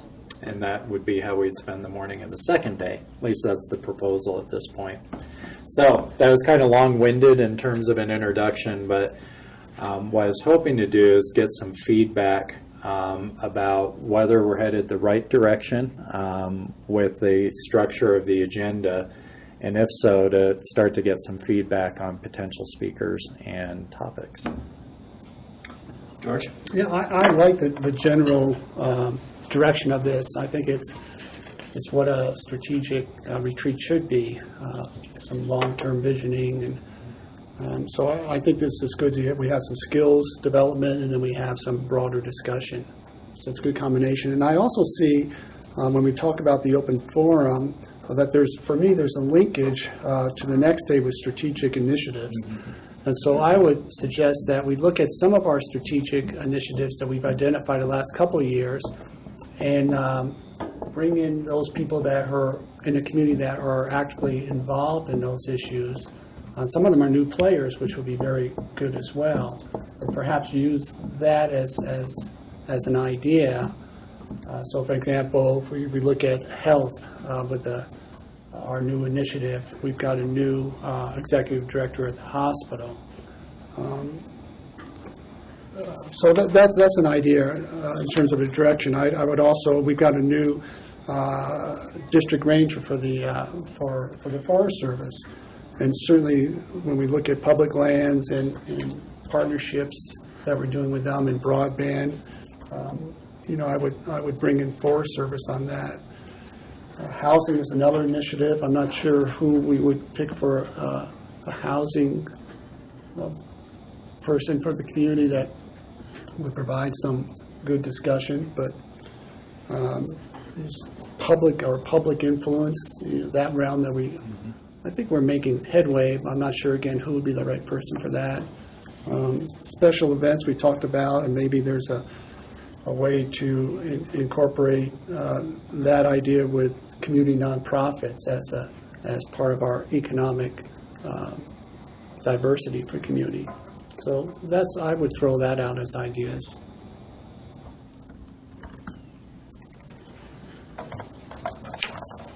Other thoughts, Steve?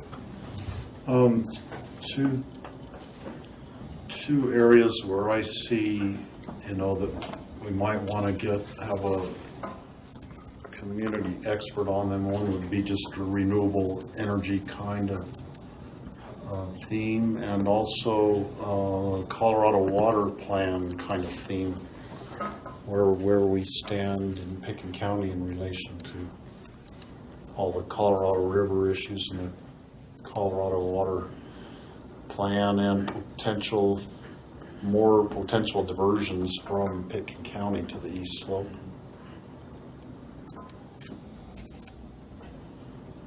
Michael? Yeah, I think we're getting our plate too full. So, No, I agree. I think focusing on one or two of these with in the forum with a community panel is probably the direction to go, rather than focusing on everything. The next day with the strategic planning initiatives, I think what we've done in the past is we've kind of looked at what we've brought up in previous retreats, where we've gone, what we've accomplished in those, and whether or not they still are the top 5 list, or whether or not we take one off and add something new and that sort of stuff. And some of that discussion might come from the first retreat. I really like the broad subject of health, both physical and mental. I think we've had a gap in that physical aspect with the mental health that is needed in our community. And that's just me speaking up some of my opinions.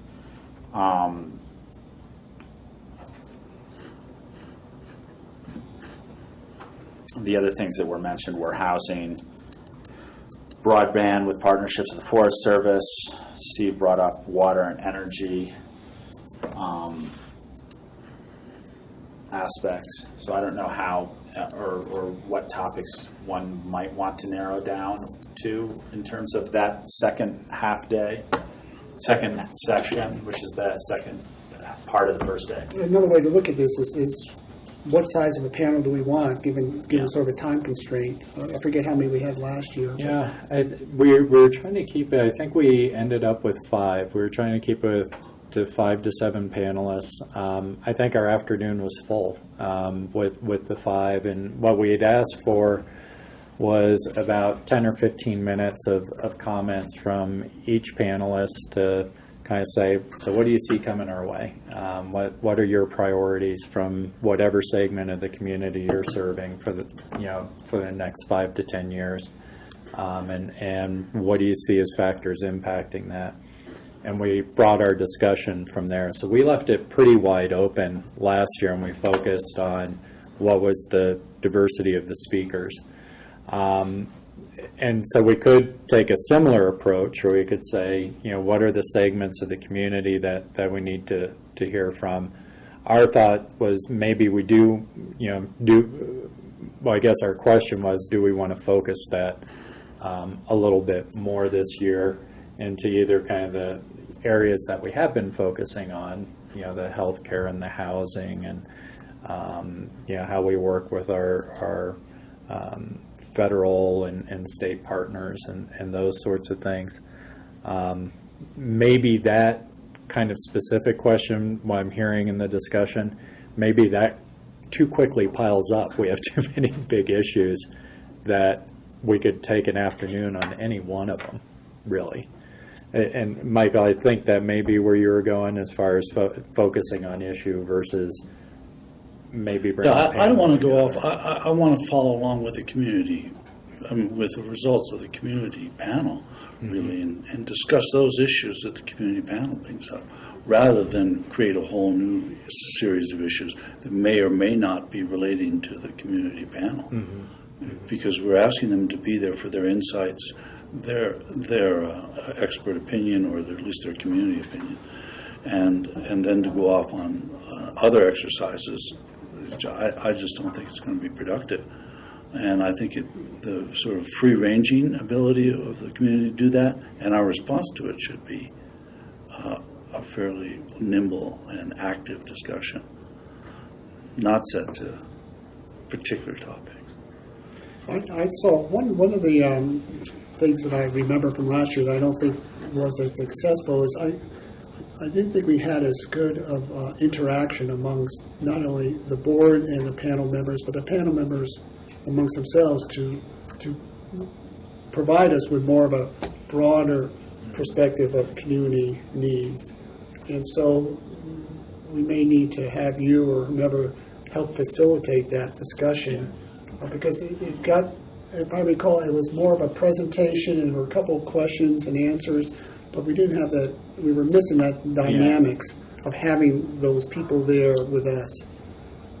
No, I think you're right. Maybe one way to combine because we're kind of going down the road of how do we get some comment on our strategic initiatives and such. Maybe it'd be interesting to just tell the panel members, these are some of the new initiatives. This is what we've been focusing on, as priorities, as new things, as an organization. Where does this fit in with where your organizations are at? Are these the right things for us to be focused on? And that can maybe start a dialogue around healthcare and broadband and what have you, where they can say, here's why this is or isn't important to us, because that's kind of what you guys need to hear. And I think from there you naturally get to that free-ranging discussion that you're talking about, Michael, or just say, well, gosh, this isn't really important to us, but this over here really is, and you guys are missing on this entirely. Because that's really the dialogue that we want to have. And so maybe if we make it specific to, here's kind of what we're focused on, this is what we're doing, and share that with the panelists ahead of time, and ask them to comment on how does your organization view this? And we can ask the Forest Service, we can ask the hospital, or whoever we bring. Is this a priority for you? Should the county be focusing on this? And what are we missing? From your perspective and where you come from. Would that be a good dialogue? As long as it's not, as long as we don't solicit a critique of our strategic initiatives, right, per se, that these are our initiatives, and they may or may not fit into what you're doing. We don't need a critique of them, but what are your initiatives, and are there any similar ones, or have you taken a different path? That's what I'd like to see. How would we or would we utilize the results of the survey? Well, those are going to be, you guys are going to get the survey results presented ahead of the retreat. So we're actually hoping to have a draft report later this week, and a final report to present to you, I say mid-March. We're going to have them coming out to present. And so that, for me, I would consider that background data for us to be looking at and using when we prioritize. Are we focused on the right things? I don't know what that survey information is going to say just yet, but one of the things we did do, as you recall, we kind of broke it down by our strategic plan areas. So it gives us some way of relating it back to that. So we'll be having that information. I'd consider that background information as well as some demographics that we're going to collect for the board. So it sounds like structure of the agenda, everyone agrees is pretty good. We'll obviously be putting more detail around this. It sounds like right now we definitely, it sounds like there is consensus around getting some speakers around certainly healthcare and broadband and housing. Are there institutional or community leaders that you'd want us to reach out to, maybe outside of those specific partnerships, to comment on these things? That we probably have about 3 people with that consensus that I've heard. I'm guessing we're going to reach out to Dan Bonk. We'll reach out to one of our mental health providers potentially to talk about what's going on there. Rob? I think we should have the ski company involved again. Okay. I think we should have somebody from the real estate.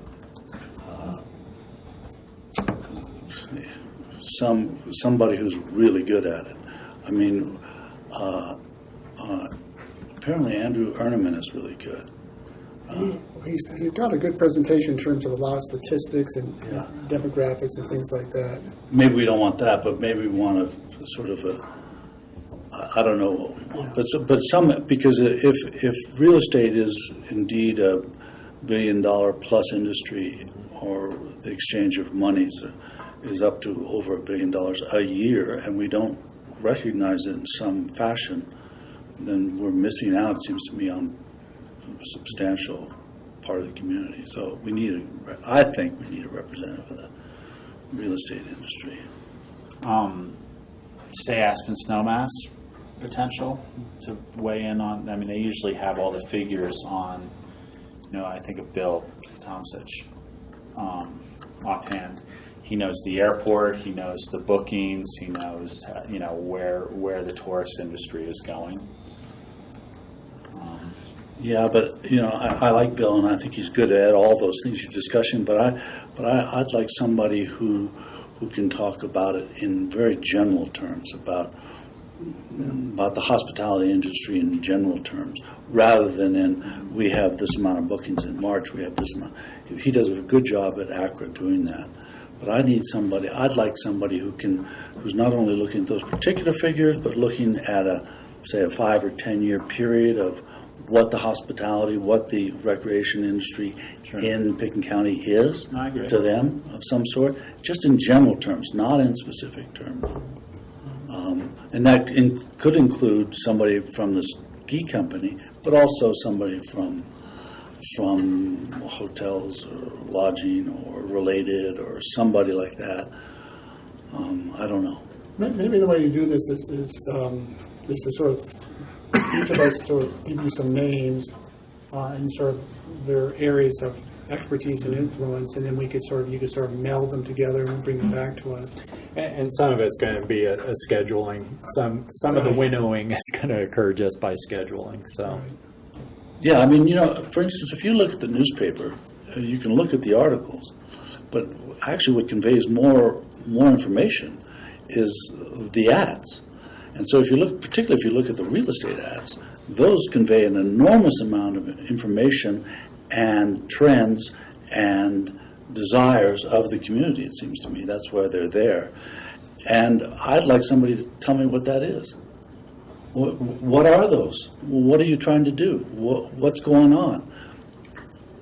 We take it for granted to see real estate ads, but this is a unique situation. You don't go to many small towns and have a 5-page glossy insert of real estate that's none is below $5 million. And it also speaks to our land use policies, the value of our open space programs. So I think that's a good idea. Well, why don't I, if the board members would, submit a couple thoughts, and we'll try and, what I will look for is where do we have the most crossover initially, and that will probably be the first place for me to go. Again, I think a panel of getting much beyond 5 to 7 people is too much for us to really manage effectively and have that kind of dialogue. And in addition to the few names, if there are other topics that you guys see, we have other big things going on outside of our strategic initiatives, whether it be our, ongoing efforts for, to continue our planning at the airport. We've been spending a lot of time talking about the impacts of and regulations around recreational and medical marijuana. There's other topics that we've been pursuing that maybe as a board you guys want to receive some comment on. It'd be good to hear that too. Okay, well, we'll keep moving forward with planning and report back to you guys as we get the agenda more settled. And we will be having you take another self-assessment to prep for that morning session, similar to a Myers-Briggs. It's a simpler, I've taken that before. It's a simpler one, yeah. It's like 2 pages. Via email type thing, or like we did before? It may be on paper, actually. I just got a draft of the assessment today. So, does anybody else have anything short they'd like to add before we break for lunch? No? So I guess we'll take a little early, 5 minutes early for lunch break. We'll be back here at 1 o'clock for a special meeting, public hearing on some licenses.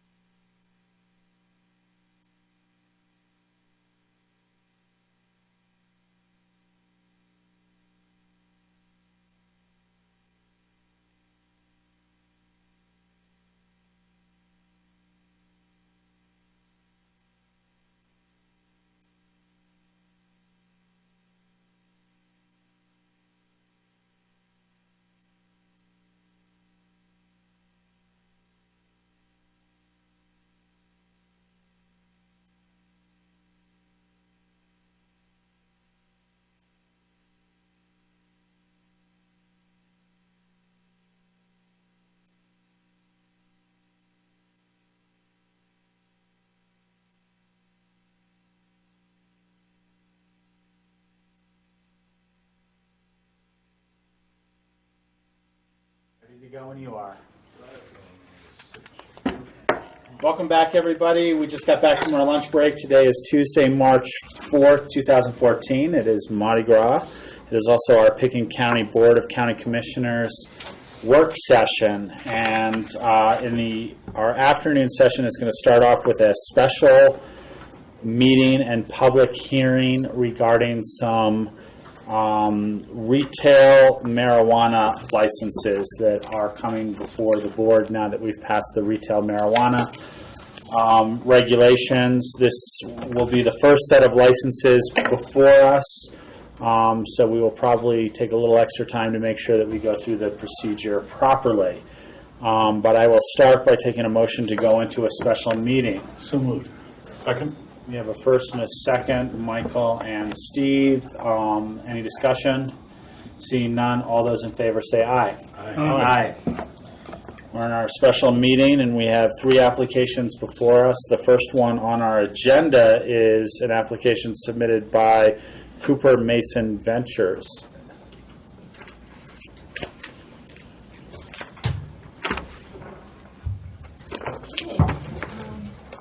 My name is Jeanette Jones, Deputy County Clerk, and have my entourage with me here today. Brian, who's our Chief Building Inspector, Lance Clark, Assistant Community Development Director, and John Ely, our County Attorney. And we are going on the consensus of staff and the applicant. We are asking for a continuance of the third item on your agenda, which is a cultivation license for stash. And Garrett, and I'm sorry, I don't Shauna are here too for the first application.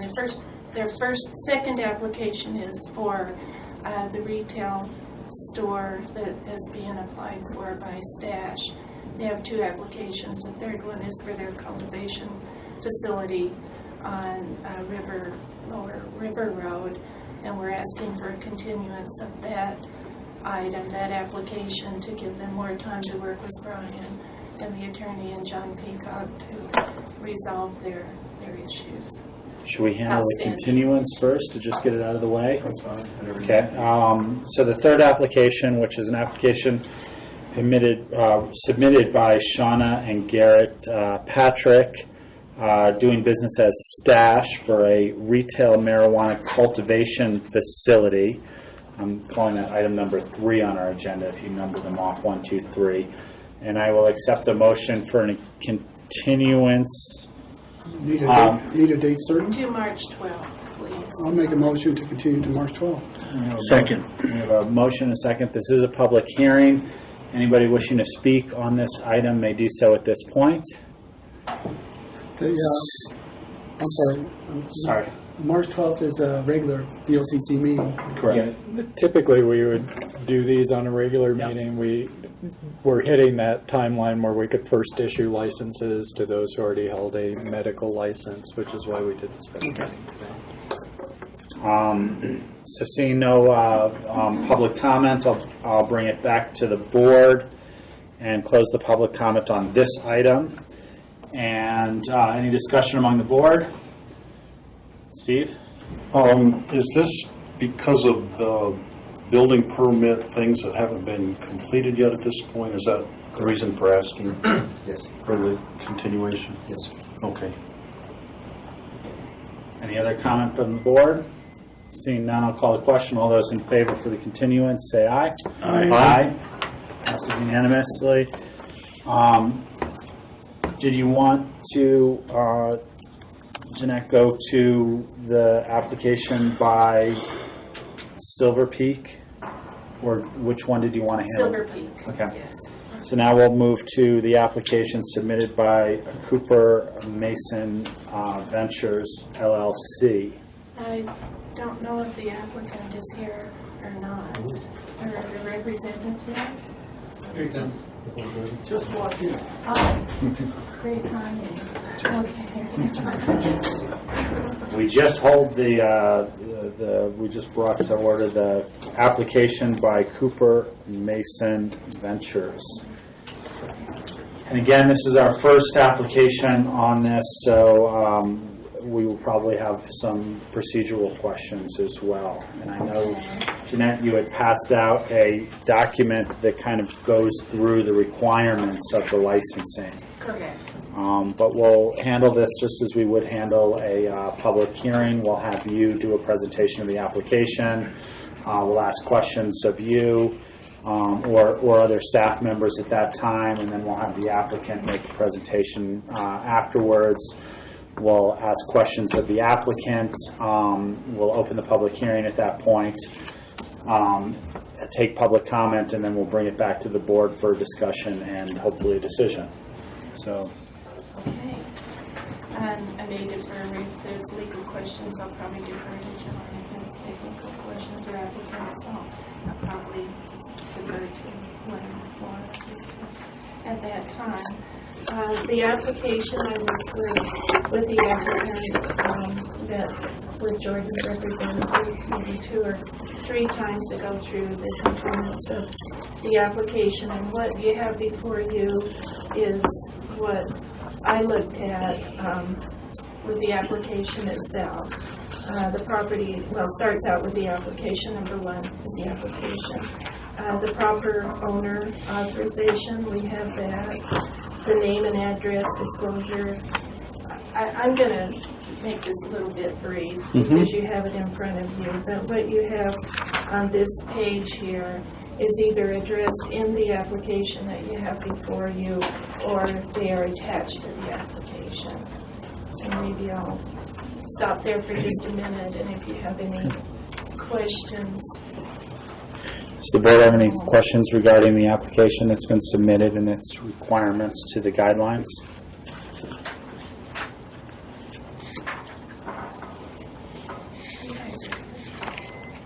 Well, I'll have some questions, but I think I'm waiting to hear from Brian, because this may be academic to some extent. Yeah, this page is pretty straightforward. The applicants have addressed it in these items in the application, and like I said in my memo, they are attached to the application. So that is all in sync and been reviewed, and they're good to go as far as those components go. There were several outstanding issues associated with permits, various issues. And I met with Brian Paul and John Ely and John Peacock yesterday, and Brian related that the electrical permits have been issued that are on the list. I think it's attachment 10 of your packet is Brian's list of violations. I'll give you a minute. It's the very last page in the packet.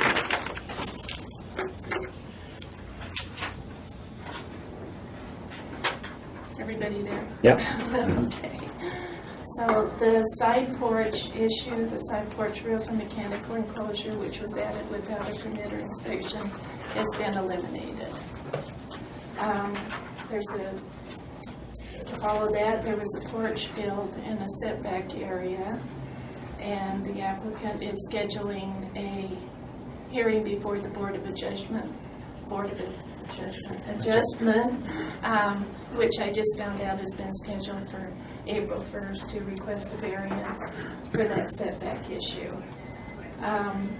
There was a septic issue that maybe Brian can speak to, and I will hand this out that we just received this morning. So as a kind of a further update to that list there, the permits and inspections required. If you want to walk through it, if we skip the first one, because that's the most outstanding issues what we talked about last.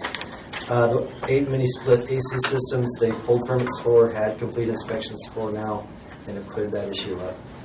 The 4 air filtration ventilation systems have been properly permitted and inspected and are completed. The generator issue, it has been inspected and all issues regarding the generator have been completed. The service was a non-issue. We found that it really was a 600 amp service inside the panel box. The side porch was removed. And then getting back to the front porch issue, that was because it was built without any permits originally. It was already in kind of an existing issue when Jordan moved in, but it was never really resolved. So there's still this variance that has to be dealt with for the allowance to have that enclosure around that porch area. The porch seemed to be pre-existing to when Jordan actually did his remodel interior, but we can't find any record in the building department of any permits for that roof. So that will be the one remaining issue. The other, when you get down to the septic systems, that when we had the full use permit, and Carla Osberg, who used to work for the county, came out under her new business and inspected it and found that there were some issues, but they were resolved that afternoon. Jordan got right on board with clearing up any issues. There's still some outstanding information for quantities of the nitrates that are going into the system and the possibility of addressing that through separation and haul off or some other method to deal with that in case there's excessive fertilizer going into a septic system. That's kind of the one main outstanding issue with that. And we won't have that full report from Carla until later on, so that'll still be a remaining issue as we discuss this. So my question is, how do we deal with remaining issues and moving forward with the licensing at this point? The discussion that we had yesterday, just to give the board some background, typically if we're doing it, for example, on a liquor license, we wouldn't necessarily be reissuing kind of a building inspection process. However, because of the unique nature of this business and the fact that facilities are being converted into sometimes a higher intensity use with the cultivation of marijuana, we have been initiating having the building department, also referral to fire departments, go out prior to issuing a license, primarily to identify safety and life safety kind of issues that would exist at the facilities. In the case of this license, what we identified were items, the items that we identified needed to be resolved from the life safety perspective, particularly the electric and septic, have largely been addressed or are largely in process of being addressed. The remaining issue, the setback issue, is actually a pre-existing issue, not necessarily associated with the use of the facility, and in our opinion didn't present a life safety issue. We do have agreement to move forward with resolving those issues with the applicant. So in this case, we felt it was appropriate that the facility had met the requirements from a life safety perspective, and therefore it met at least what our intent was in having the referrals to the building department as well as fire departments addressed for the purpose of licensing. So based on that, it's staff's recommendation that the facility is substantially in compliance and is in compliance with all issues related to life safety, and so we didn't see any reason to deny the license based on the remaining issues being addressed. Michael? Brian, do you agree with that? That's a tough question. I don't feel like there is a risk to life or public safety involved with what's happening now. Currently, everything's being caught in a containment tank in the septic system. They turn the pump off that would send it to the effluent field. So until we have test results and can verify that there's a problem there, or if there is a problem there, as far as quantities and how we have to handle that, I think they have a safe solution while that remedy is happening. So they're using the septic tank as a holding tank? Is that what you're saying? Then pumping it? Yes, the pre-tank. Mm-hmm. So And they would have a pump truck come and remove. there's actually been accommodations made. They actually have a T-fitting and a valve that would isolate anything that comes from the fertilization process into a separate area, so they could collect that now if we asked them to. They could start separating that out and collecting that and hauling it off or treating it however we see fit. And environmental health is working directly with them on how best to handle that. So do we normally test for nitrates in a septic system? This is such an unusual thing. No, I don't think we would have ever looked at quality or quantity of what was going into a septic. So what gives rise to that inspection then? Just the concern because there was a lot of injection happening in intentional, especially during their leafing period where they put a whole lot of nitrogen-based fertilizer into the system. Just kind of raised a flag as I was out there wondering if there was anything detrimental. And it was just kind of a what-if question that I posed to the septic engineer and to environmental health to see if we had an issue or a non-issue there in the first place. And so environmental health said what? They want to know the quantities too. So it's a question of inquiry rather than regulation? Currently, yes. It depends on quantities. If it gets to a quantity level that is a concern, then they may raise new concerns. Mm-hmm. What's the effect of having too much nitrates in a septic system? It depends. I'd have to have an expert actually give you information on that. They are very close to the water here. They're really close to the coastal river, which means anything that's being leached out would possibly make it into the river. How close are they? Closer 50 feet. Probably about 150 feet, 120 feet. Hey, can I just make one comment? Is that I independent? No? If it's, I would say let's wait until your presentation and just write down, because normally what we do is we have the staff give a presentation, questions of the staff, and you can include that sort of comment into your presentation just to keep it on the agenda for that. Steve, questions of staff? Brian, in your memo, you use the acronym AIS right at the very last. I hope this helps with what does AIS stand for? My agenda item summary.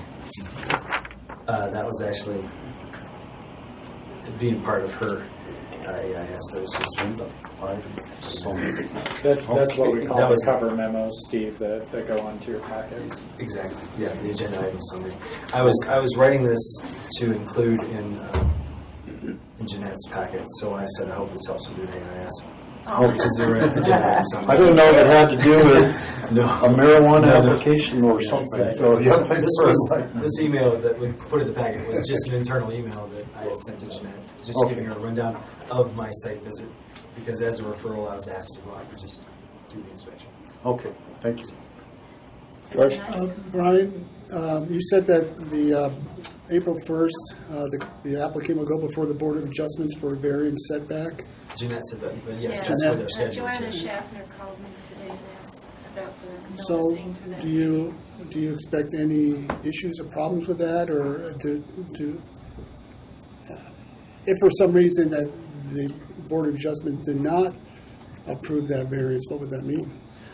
It would mean possibly they'd have to remove that porch, would be the only implication, really. And I know that would adjust Jordan's way of doing business a little bit, but it wouldn't hinder his whole operation. Talking to Joanna and Lance may be able to speak more of that, is that she didn't feel like there was going to be any hesitation with that, getting that approved, and that should go forward without problem. And we do have other ways of addressing it. If that doesn't go through, we can work on having it removed or whatever we have to do to make that work. So there are other ways to get past that particular item. I don't see that as something that would stop the license. Okay. Further questions for staff at this time? One more, I'm sorry. Yeah. This was public notice. I didn't notice in the packet, do we have any comments from any adjoining neighbors or any comments at all? I didn't receive any. Okay.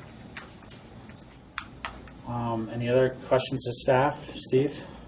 For the medical marijuana greenhouse operation that has been on the site, have there been any any communication from neighbors or the public about the operation of that, or any problems that have been associated with that? Any, Lance, do you know? No, we've received no complaints. Yeah, that- Okay. Yeah, John? that would actually come to me as a licensing authority, and we haven't had any complaints relative to this license. Okay. Any other questions of staff this time? Jordan Lewis, if you'd like to give a presentation of anything in addition to the record? Sure. No, I just want to clarify a few points, and thank you for your consideration today. Regarding the setback issues, the whole site is constrained. It's within 100 feet. It's close to the river, so there's a 100-foot setback from where there's the 100-year floodplain setback, and there's 100 feet from the highway.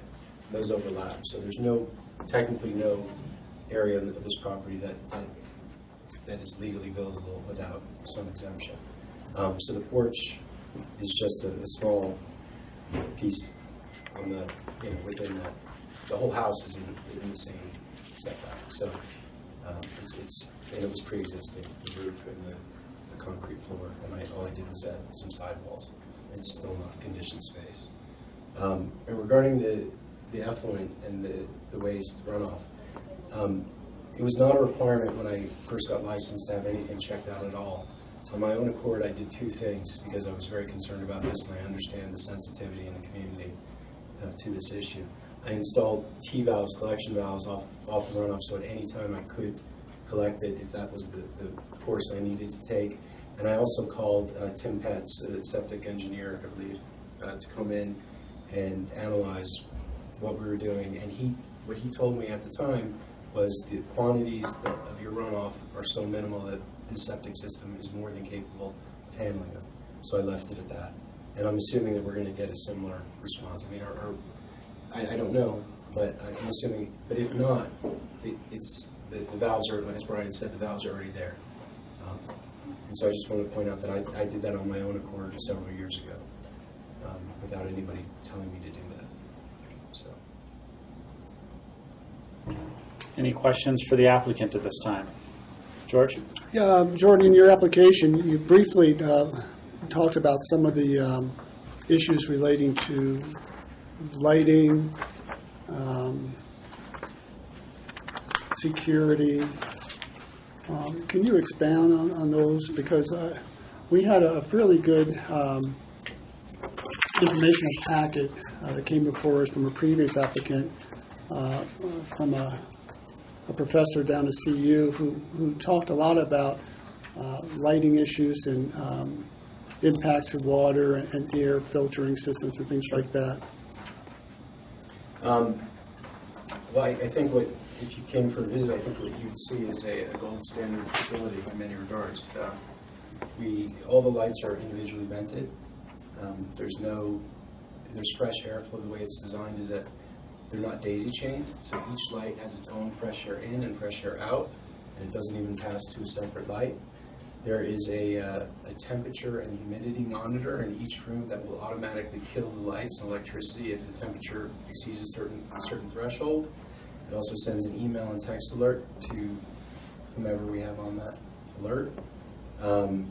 So I don't think you're going to find a more sophisticated system as far as dealing with heat from lights. We also installed carbon scrubbers on all the one thing to keep in mind, this is a controlled environment system, so there is technically no exchange of outside air with inside air. All the air just runs through the lights, and then the air within the room is recirculated, and we add the necessary carbon dioxide to that air to allow the plants to photosynthesize.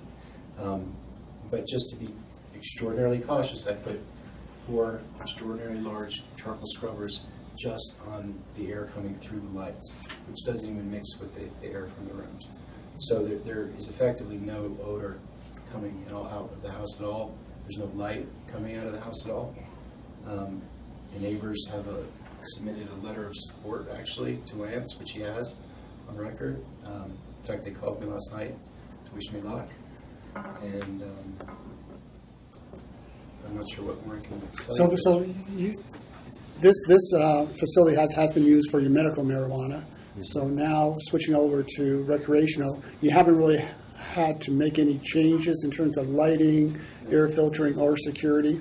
No, the only change is that the plant will have a tag on it saying it's for retail purposes. All right, thank you. Questions for the applicant? Steve? Jordan, are you going to continue the medical marijuana grow operation in the same location?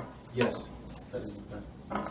And do you have to, I don't know the regulations from the state, but do you have to keep those plants separate or identified separately, or how do you do that? It's a virtual separation, Steve, so the tags, the RFID tags or radio frequency ID tags get placed around the base of the plant, and they're assigned to be either medical or retail. But you can move the plant wherever you want throughout the house. The state has a system in place that they feel makes that a redundancy that's not necessary to physically separate. Okay.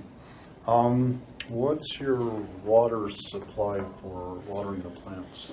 It's well water. Well water. Did you go do any water rights change or anything when you started your medical marijuana operation? Well, prior to acquiring this property, I researched water rights quite extensively and discussed with Lance, and it was determined that since it had a well that was for domestic irrigation, that the county was okay with that. Okay. It was irrigation for up to an acre on that property. Yeah, I had a conversation this morning. This is more for the board information, but it was from Bill Blakesley, who's our water commissioner from this area, and he was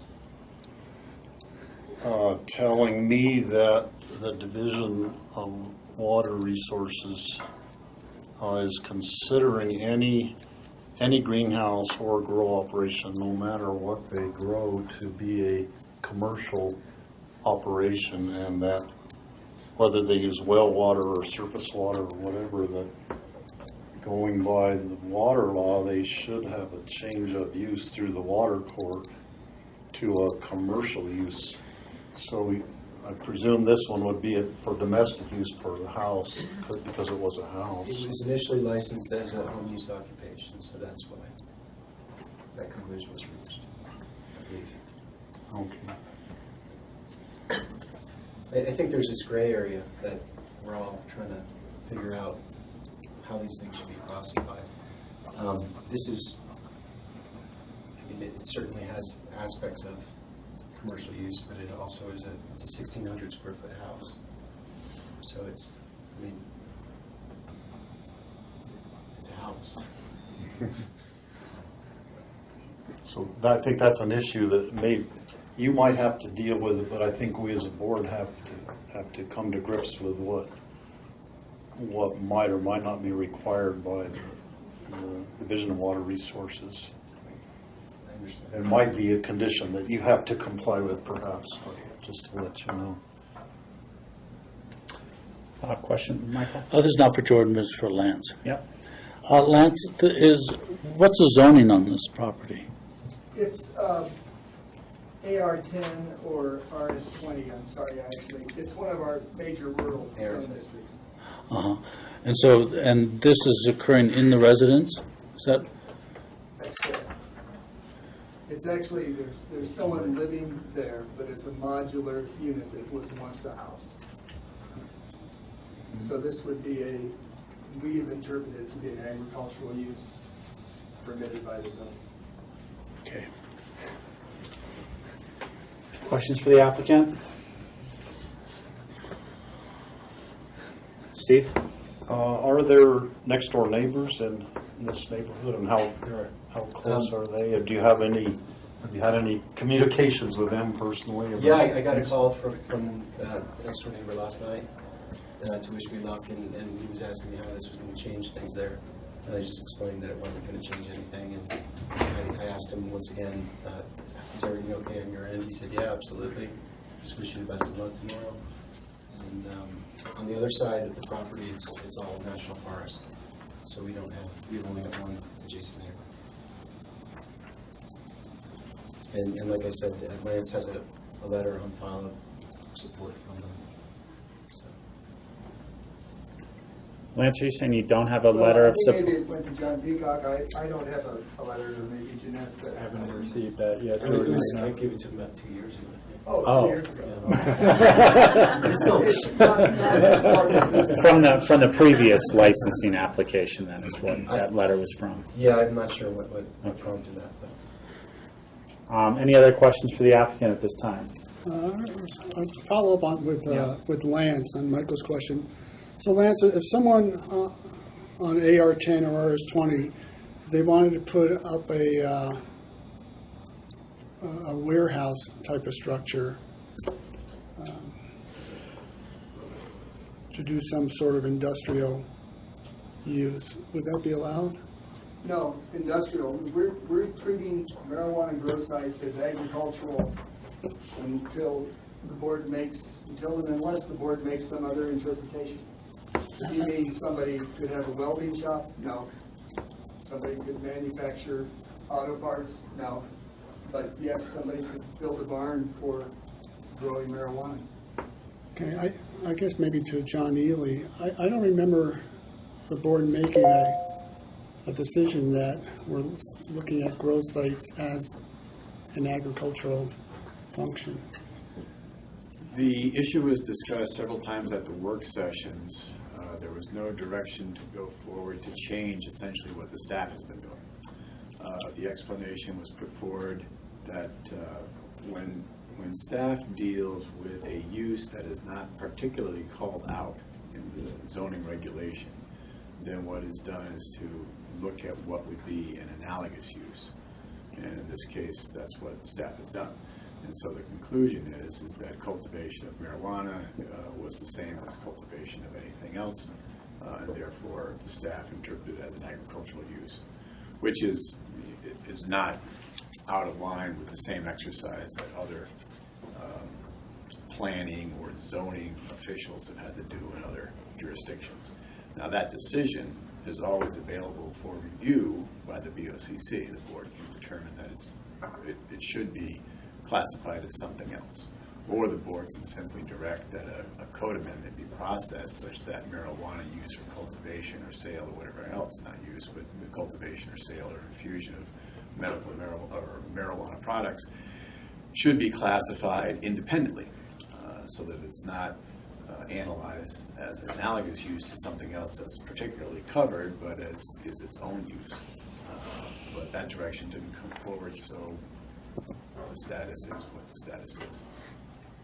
It's a staff determination that it's an agricultural use.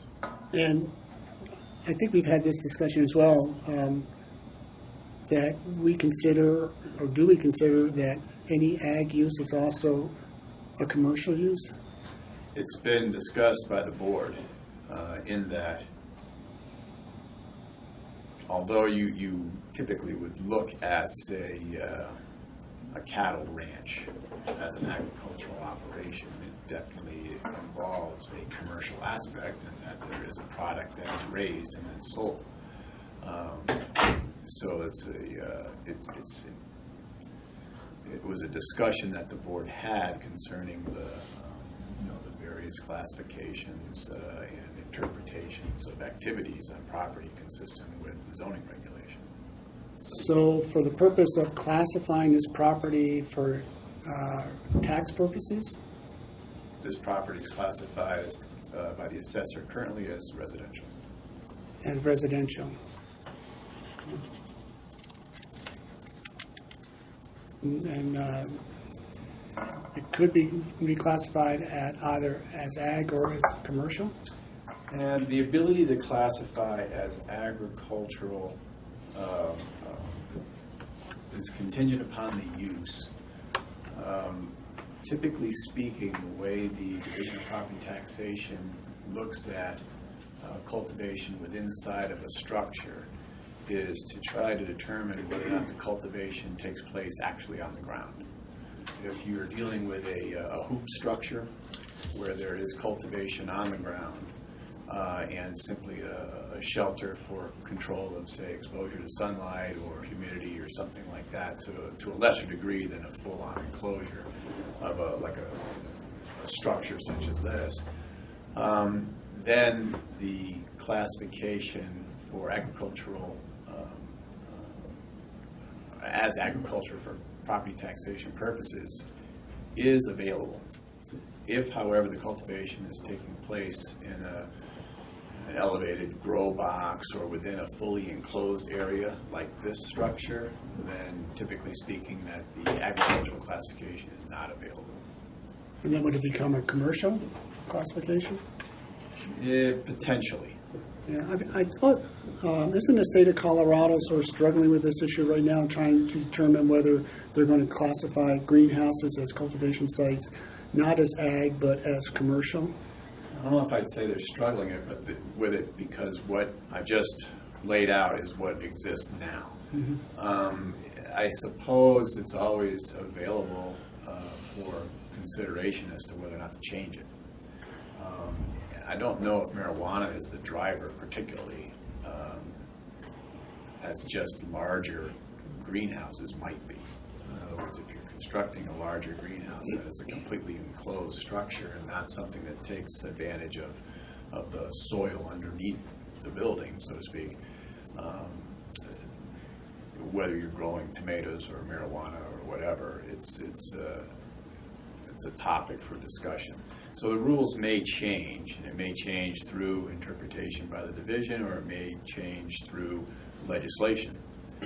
But right now, at least, that's where the division has come to rest. If cultivation is actually on the ground, then the classification of agricultural or agriculture is available to the property owner. If the cultivation is not in the ground, but in a bed of some sort or within the structure, then the ag classification is not available. All right, thank you. Steve? There is a bill currently in the Colorado legislature dealing with this topic, and it's said to just codify what is already the existing condition. It's Senate Bill 43, and it has to do with the assessment of greenhouses and other agricultural properties. And it said that greenhouses and grow operations would be assessed or are already assessed at 29% for valuation purposes. So this law doesn't change anything, but it's just codifying what already exists. Michael? Well, in that case, it's not what you're talking about is a commercial assessment, not a residential assessment. This is under a residential assessment. Is that right? I believe so. Yeah. So then how do you factor in the 800 amp service, the lights, what's the assessment on that? You mean as personal property or as... Well, isn't it an improvement to the property, and isn't that assessed? If there are fixtures to the property, then the property might increase in valuation, and that would be picked up by the assessor's office. Through the permitting process, that information's shared with the assessor's office. And so they can make an adjustment on value as appropriate. Mm-hmm. But it doesn't necessarily determine use. And this is, one of the areas I think that is being wrestled with. Again, a different process from the licensing procedure that we're talking about here. But certainly how greenhouses are treated and then how grow operations are treated. I don't think we've had many situations where a residence has been converted to some type of growing facility. I think a greenhouse has typically been assessed at a commercial rate, according to past discussions I've had with Tom Isaac, our assessor. I think that's consistent with what, Steve, you were just saying. I don't know that right now we've had that discussion about a situation like what's going on this property. I mean, because the assessment on the valuation of this property is $165,000 for the improvements. So if you factor in an 800 amp service and the various lights and the humidity control and the charcoal filters and so forth and so on, I'm sure you get beyond $165,000. Well, and because the permits had not been issued prior to us going through this inspection through the licensing process, the assessor didn't have that information. So the medical marijuana process didn't pick that up? No, this has been evolving as we started doing this on medical more recently, and we drove it into the retail process. But this was one of our first, if not our first, license issued, I believe, was this facility. And at that time, we were really relying just on the stated license being issued. Mm-hmm. Other questions for the applicant or staff at this time? Steve? I guess this would be for you, John. On a marijuana application, can we approve it with conditions just like we would a land use decision? Mm-hmm. So that would be conditioned on certain things happening? Yes. And this type of application has to be renewed every year? That's right.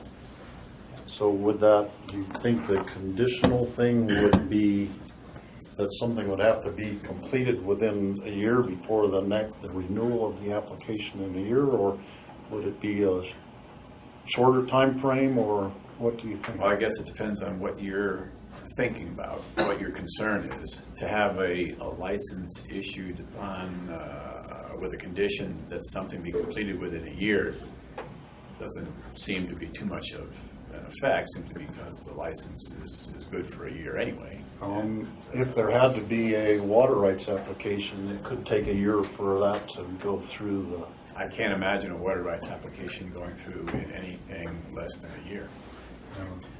But I do know that this county does not administer water rights. Mm-hmm.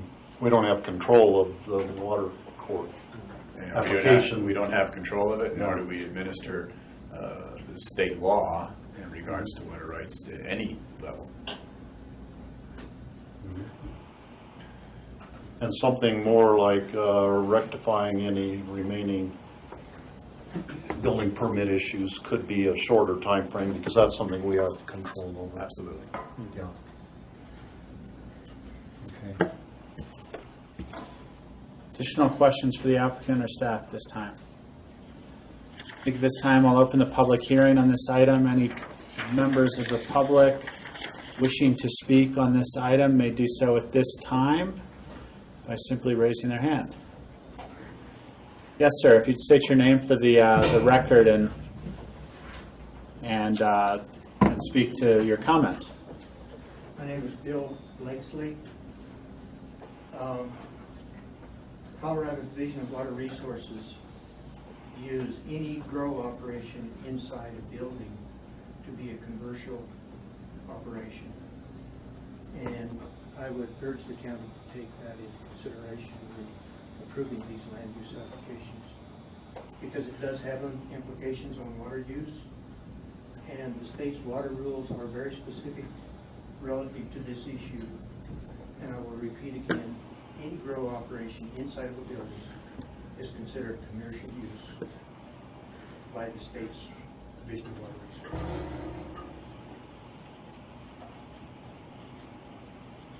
Anything else, sir? That's all, thank you. Would anybody else like to make public comment on this item? Seeing none, I'll close the public hearing at this time and bring it back to the board. George? So, John, switching a classification, that's really not our purview, it's the assessor's purview to do that? Property tax classification, that's Yes. correct. The BOCC may possibly review it if there is an appeal that's filed in the board's capacity as the county board of equalization. But assessment, valuation, and assessment classification for tax purposes is handled through the assessor's office. Someone from the assessor's office should have been sitting in on this hearing. Michael? So, John, we have a confusion of we have a residence that has been converted to a grow operation that is using a residential well that is supposedly has to be commercially designated. There's a profusion of sort of terms here that are seem to be, if not mutually exclusive, then contradictory. How do we proceed with that confusion? I mean, under what guidelines now should we go? Well, I assume you're referring particularly to water issues. Well, not or- particularly, but that's just one factor. So Mr. Blakesley has just said that it's considered a commercial. We view it as agricultural. The house is residential. So I'm having trouble negotiating through all those various aspects of it. And I would have a hard time explaining to any one person exactly. It's like we have various people examining the feet of an elephant, the tail of an elephant, all with different descriptions. How do we go with this? Well, at least as far as the use being consistent with zoning regulation. Quite frankly, I would defer to our own planning and zoning staff through the Community Development Office and their analysis that the use be interpreted consistent with an agricultural use is logical and consistent with other jurisdictions. And so to say, at least at that level, then the use is consistent with the county's zoning ordinance would be a logical determination. The original structure, or the existing structure, was originally built not as an agricultural structure or to service an agricultural use, but to be a residence. And I would assume was occupied as such for some period of time until the medical marijuana license was issued a while ago now, and has been consistently used for a medical marijuana grow facility since that time. So the residential structure still exists. The residential use has been discontinued and has been replaced with the medical marijuana and now potentially retail marijuana grow facility, which, as I said, is consistent with the zoning, which allows for both on this particular property, and accepting the analysis through community development that both being consistent with the zoning that's on the property, both can occur. The commercial element regarding water rights. The water rights associated with this property isn't so much a decreed water right as a permitted well, and the well permit, I would assume, has a certain series of qualifications listed. And the qualifications, I would assume, have, given the representations that Mr. Lewis has made, that the well was initially permitted probably as a residential well or potentially a domestic well, which would have allowed under its original permitting a certain amount of consumption of water associated with a residential use on the property, as well as a certain amount of consumption of water associated with irrigation around the improvements. Mr. Blakesley has informed us that the use of greenhouse cultivation or enclosed structure cultivation, whether it's a greenhouse or something else, is interpreted as a commercial event by the division, and therefore the state will regulate its permit consistent with those limitations. I have not seen personally the well permit associated with the property, and I know that if a well county is being used and consistent with its permit, that the action to enforce is available to through the state of Colorado and not through the county. We simply just don't have the power to enforce well permits, nor do we have the power to issue them, and nor do we have the power to police or regulate any other type of water right. We are, in those contexts, just like any other entity or individual, and we can avail ourselves of water court, and we can confer with representatives of the Division of Water Resources, but that's about it. And the statement by Mr. Blakesley, I would take to be basically consistent with what we try to do, which is to attempt to coordinate with other regulatory agencies so that we're not doing one thing with the left hand, couldn't be done over here by somebody else, and so that we're all consistently on the same page. At this point in time, I mean, I don't know how the well permit on this particular property would be enforced by the division, and I suppose it's a little bit independent of what we're doing here.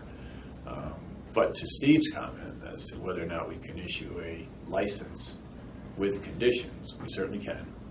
And one of the conditions is you know, for example, I think that what Steve was mentioning is that conformance with the building codes be satisfied as enumerated by Brian within some set period of time. And that would certainly be inside of, say, a year. That would be relatively immediate. And if you wanted to have a different condition that this license is valid, as long as the consumption of water is consistent with or in compliance with permits or rules and regulations from the State Division of Water Resources, that would be a legitimate condition to put on, such that if there was a determination by the division that water consumption was not consistent with a water right or with a well permit, then the license would no longer be of effect. So that's a suggestion for how to deal with it, so we can move forward on the licensing determination and still try to address or accommodate the concerns that we've heard, which seem to revolve around building permit issues and water consumption. Can I ask Michael, yeah. Brian, what building code was used under this? Was it the residential code or was it a commercial code?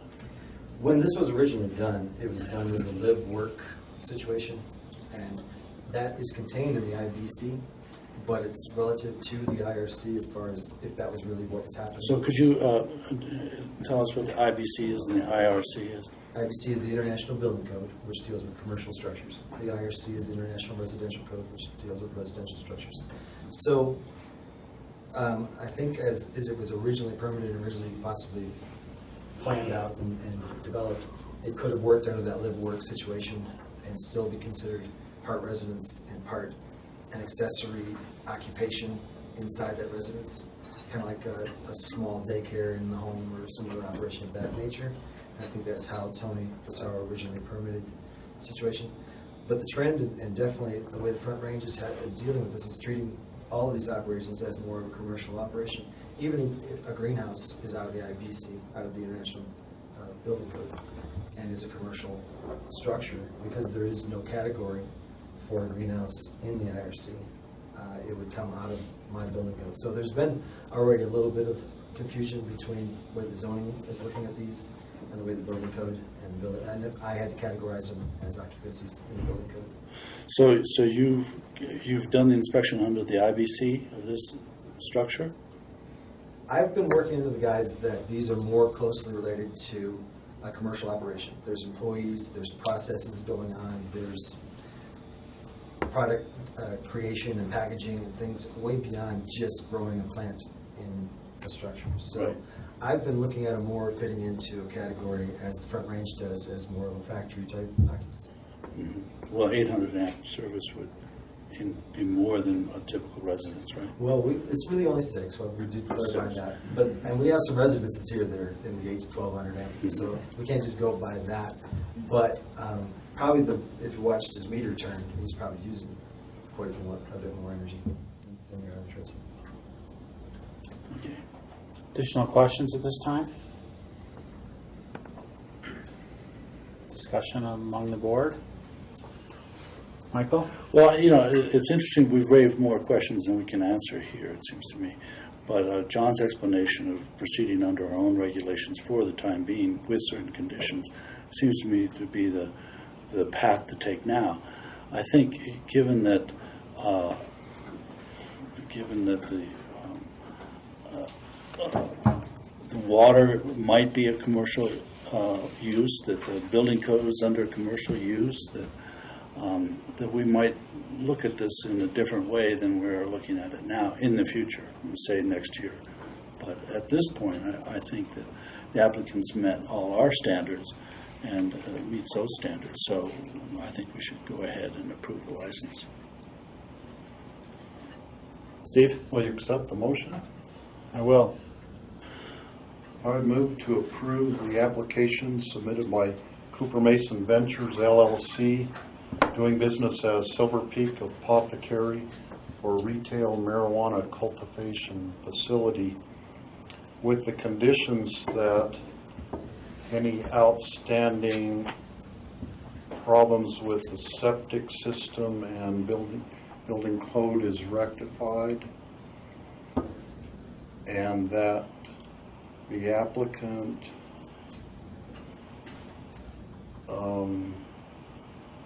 file an application with the state water court to bring the water rights up to standards that are required by the State Division of Water Resources. Did you want to put a time frame on those? I don't know how I would accept suggestions from the board on time frame. Ryan, what do you think for a time frame regarding the aspect of the building code to satisfy those measures in your mind? Most of that's is administrative change in use we could do. If we wanted to change it to a commercial use, we could do just with the permit that's already in-house to make those remedies to the structure. So I don't see that being a lengthy situation. He still has to get his approval for that porch, so that's 30 days out already that we're looking. So I would say you'd have to look at maybe a 60 to 90 day time frame to resolve anything that's kind of outstanding.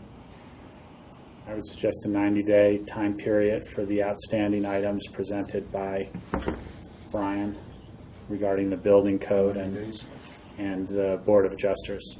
And in terms of the water rights, I would say the application be made within 90 days to the state. We have no control over how long that process takes once the application to the water court is made. And rather, I would suggest instead of saying an application, just because I'm not quite sure what processes the division might feel is appropriate, why don't we state it something to the lines like the applicant coordinate with the Division of Water Resources and the engineer's office to take whatever steps as might be determined to be necessary by that office consistent with state law. And that way, there's not a particular directed action that's required, but it's available to the division to determine what they want to do consistent with water consumption. They might say nothing. Whatever they might say. Yeah. Okay. George, do you have a comment on that? No, I have a question. I didn't know whether it got second or not. No, we have a motion and we've got a second. Discussion. Yeah, well, Lance, back to this question of the zoning.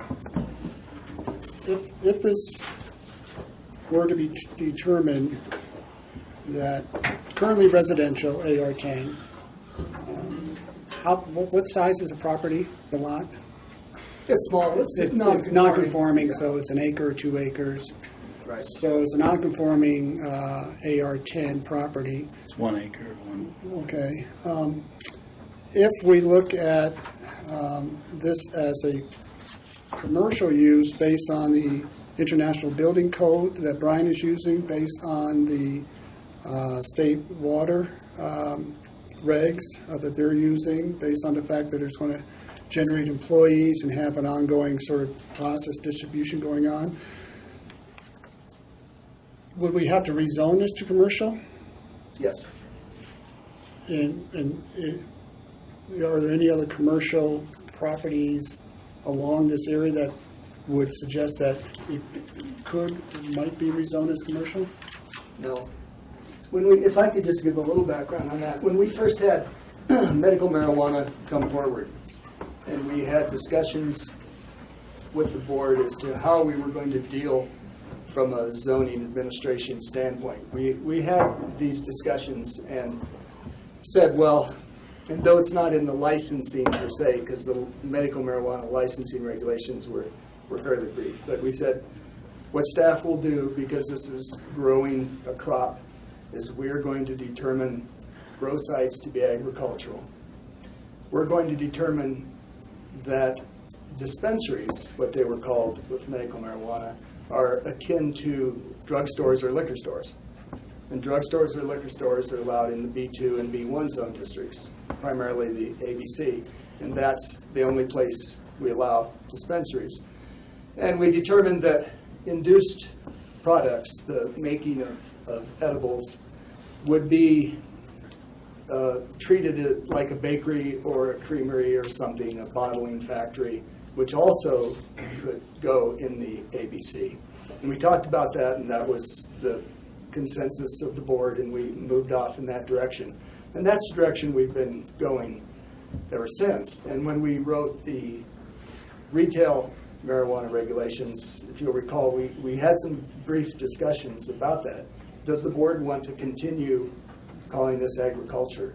And we didn't get any feedback that we wanted to change it to something else. So that's the direction we've gone.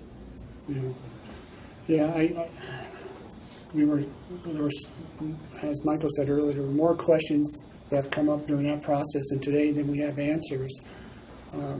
And I think we need to, at some point, continue that discussion in terms of how we view grow sites.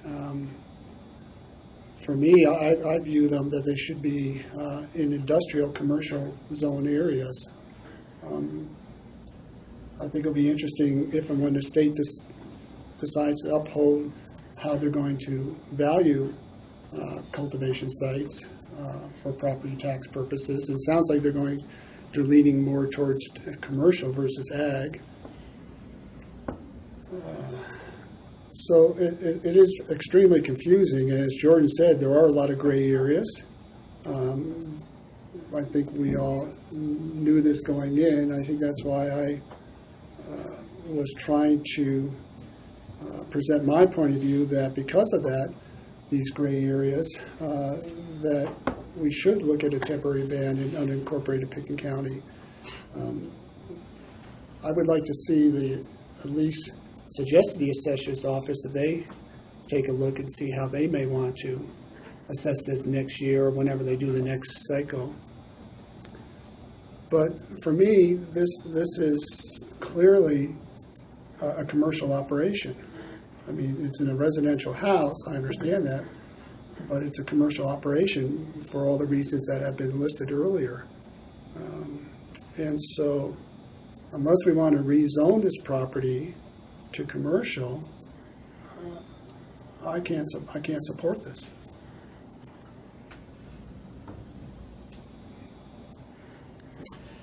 I have a question for John Ely. Is there any, I guess logic is the right word, is there any path of viewing this commercial from the sense of the water use, viewing it commercial from the sense of tax use, but viewing it as agriculture from the sense of our land use in terms of it being an allowable use on this piece of property? Well, or does that create a conundrum? Not necessarily. However, and that's, why some communities, I think, have probably elected to look at marijuana as a use unto itself rather than trying to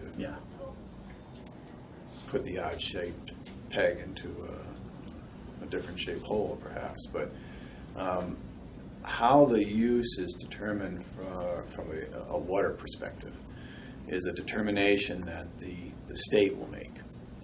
independent of individual counties or local jurisdictions, municipalities, et cetera. The methodology elected by the Division of Property Taxation will be likewise a decision made by a state agency that will be uniformly applied throughout the state. And that will be done independent of us. What we have control over ultimately is zoning classification and how to classify each use within a zoning designation. And we can do that however you want. We can look at this as its own use and try to go through the zoning regulation and attribute the use as allowable under a particular set of zoning districts, or come up with an overlay such that it's available in certain areas of the county, or any number of treatments really. At the current time, the only thing that's available to us within the zoning regulation is to look at it as a analogous use to something, to determine where it's allowed or where it's prohibited, et cetera. And where we are now is where we are. And until the board directs that change, we're sort of in the logic of the system that we have. And it seems to me like that would be a logical step moving forward to look at the cultivation of marijuana as a use into itself and write into our land use code where we feel that fits in, using potentially a combination of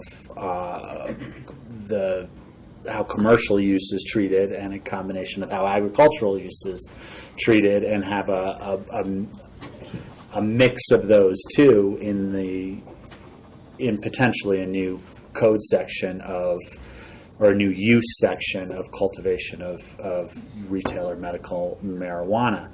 In the meantime, I feel that it's appropriate to move forward with looking at it in this gray area of an acceptable use, because it is close to the use of agricultural use.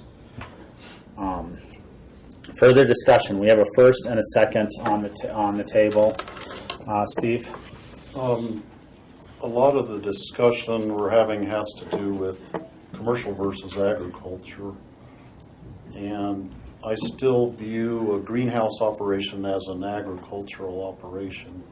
This zoning of this land does allow for greenhouse operation and agricultural operations to be there. Whether or not somebody's living in the house should be more of a matter for the assessor's office. I think should probably look at this and maybe revalue it at the agricultural or the greenhouse and other agricultural property rate, which happens to be the same rate as commercial rate for valuation purposes, but it still is, the underlying zoning allows this type of operation. And then two other factors come into play in my proving this. It has been a medical marijuana operation, and there have been no problems associated with that being there. And also the application is for a 1-year time period. It has to be renewed every year, so it gives the applicant a chance to bring the property up to the standards. It also would give us a chance in the next year, if we decide to change things, we have a year. Maybe next year we would look at it differently. That's why we'll go ahead and approve it now. George? I guess I'll just say, I don't know how we can classify this as an ag operation, as a grow site, when it's in a residential house. It doesn't make sense to me. So that's all I'll say. Further discussion? Seeing none, I'll call the question. All those in favor of this application with the adjustments that we've made, say aye. Aye. Aye. Oppose? Nay. Commissioners Child, Osley, and Ittner approve, and Newman proposes. Yes. I just have a question, maybe it's to John. Do these conditions of approval go on the license? Yes. Oh, okay, thank you. Just technical question, is the license effective today? It's effective with the vote of the board. Thank you very much. The next application is an application submitted by the business Stash for a retail marijuana store license.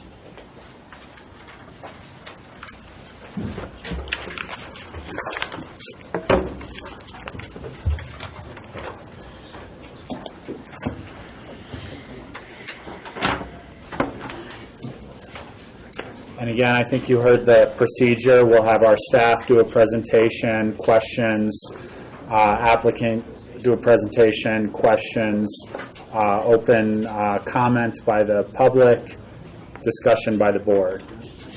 So, go ahead. Whoever's, Jeanette. This is an application for a retail marijuana store license submitted by Garrett and Shauna. The same as before, I met with Shauna and Garrett, and we went over their application very extensively, and I'd like to thank them, and I'm sure as the commissioners go through their application, it's very detailed, and there's a lot of hard work and good information put in there. And the only outstanding issue with this application is, and again, these are the same applicants that were continuing the cultivation license. This is simply just the hopefully simply the retail marijuana store license at this juncture. And you'll be looking at the cultivation license hopefully on the 12th if we can work and get the issues resolved. And the only outstanding issue here was an inspection by Brian Paul, which I think he conducted, and I'll let him speak to that inspection. And at that walkthrough, I found no outstanding building issues, or consistent with the rest of the building and consistent with the direction he wants to go with the operation. So I didn't find any problems with that operation. Questions, staff? George? Maybe to John again. So for a retail establishment, are they still required to grow 70% of their product until October 1st? Is that when that law changes? Yes. And so then, Gary, when you have a chance in your presentation, you can answer, how will you be supplying your store? You haven't got a cultivation license yet to be able to provide at least 70% of your product. Right. Other questions for staff at this time? Seeing none. Garrett, if you'd like to. Yeah, George, just to answer your question, to provide 70% of our product, hopefully will become approved on the 12th as well for our cultivation facility. And we provide all of our products through our cultivation facility. And right now, we're allowed to have up to 9 pounds at the store. So that's what we'll be having up there and taking up there in order to transfer to the retail side to last us. Hopefully, we have a bunch of edibles as well to last us as long as, until this meeting, until our cultivation facility gets approved. And then once our cultivation facility becomes approved, then we'll be able to transfer more product from our facility up to our store, which is in about 8 days. So I'm pretty sure we'll have enough product to last us at least 8 days. I'll ask a follow-up question. Sure. Is 75% that you have to supply yourself? Yes, sir. This is 70? Is 70% that you have to supply yourself? Is that done on an annual basis? I'm pretty sure 70% of the product in the store that you have to have for sale, like in the store, has to be yours. Okay. So like 70% of the, all the buds has to be ours. 30% we can purchase from another wholesaler or another store. So you won't be able to sell until you could actually produce something. Well, we've already produced, so you're able to transfer stuff over to your retail store as well. Oh, so you're able to transfer the medical right production to, so you can do you said one time? Is that how the state laws? One time to reallocate the inventory. Okay. So that's what. So you're reallocating stuff that you've grown under your medical cultivation license to become retail product at this point. However, you have the stuff marked so that it's classified for the state, and then it becomes retail. Right. And you can immediately sell that as soon as this license is issued. Correct. It was the same way with Dr. Gardens down in Carbondale. They were only allowed to transfer their store over at first. So the first 2 weeks, they just had to sell what they had there at the store. And I do believe they sold out because it took a long time for them to get their cultivation facility approved. But they did that as well, so I understand. Well, they sold out quickly because it was during the X Games. Yeah, that was one reason. Yeah. Would you like to continue? Anything else you'd like to add to your application? Just to let you guys know that I'll represent the community very well, and I'm always doing the right thing and following all the rules. So again, this was public notice, and we didn't have any comments, either pro or con, from any of the adjoining businesses. And the sign was in the window when Brian and I inspected, and I received nothing. Questions of the applicant? Steve? Do you anticipate there will be a difference in the amount of traffic between having it be a medical marijuana store versus a... I hope so. I think there will be more traffic Yes, on sir. there. Do you have, what sort of parking facilities do you have? There's a parking lot in front of us, and there's also street parking. It's pretty crowded, I would say, during the week. On the weekends, it's completely empty around there, which is not a problem. We just anticipate a lot of the tourists, taking buses, taxis. A lot of the locals, ride their bikes, live around there, or take buses as well. So, the parking hadn't been really a big issue. It's more of an issue for employees than it has been for anybody coming to the store so far. And if it becomes an issue, I've talked to my landlord about that, and we'll address that as it comes, basically. Okay. There is no street parking allowed. There's not? No. Everybody does. That's just, yeah. All right. There's a few parking We'll lots. probably legalize that too. And again, regarding that question, I'm assuming that looking at the application, this is a commercial space. It's zoned for car traffic that's already anticipated to be there. So it's really kind of been built under those expectations to some extent. Yeah, I think the thing that we all know is that the Aspen Area Business Center is underparked. Yeah. Throughout in general. Yes. George? Yeah, one of the things we talked about, Garrett, I don't know if you followed when we were discussing our rules and regulations, was for the proprietor of a retail outlet to come up with some informational guidelines and be accessible to provide knowledgeable information to your clients. Sure. How are you going to address that if you're looking at opening this up? We've addressed that by training our employees a lot. Our new employees, we've had several hours of training sessions with them. Our employees, that we're always going to have a main manager on site that's there just helping the new patients, informing them of the products and everything. They've been working with us for several years now, each of them have, and are very knowledgeable about all our products. So, and I'll be there personally as well, as long as it takes until, everything is settled. If I may speak also, I've kind of been in the background of this application because I hold a professional job in the community as a registered nurse. And so I've been very involved, especially with the edibles. Nurses administer drugs, we know dosages, we know milligrams, we know recommendations for our patients. And if you look at the letter that one of our patients, Shelley, submitted, she supports that fact that our employees are very knowledgeable, and I've had a big part of educating our staff in regards to those edibles. And we have flyers made up already that we'll be handing out to our customers with every sale based on your discussion when you approve the regulations with, where you're allowed to use it. You're not allowed to give it to children. The recommended dose is 10 milligrams, and you should wait at least 30 minutes before you consider taking another dose. You can't use it on public land. You can't have an open container in your car. You can't divert it outside of the state of Colorado.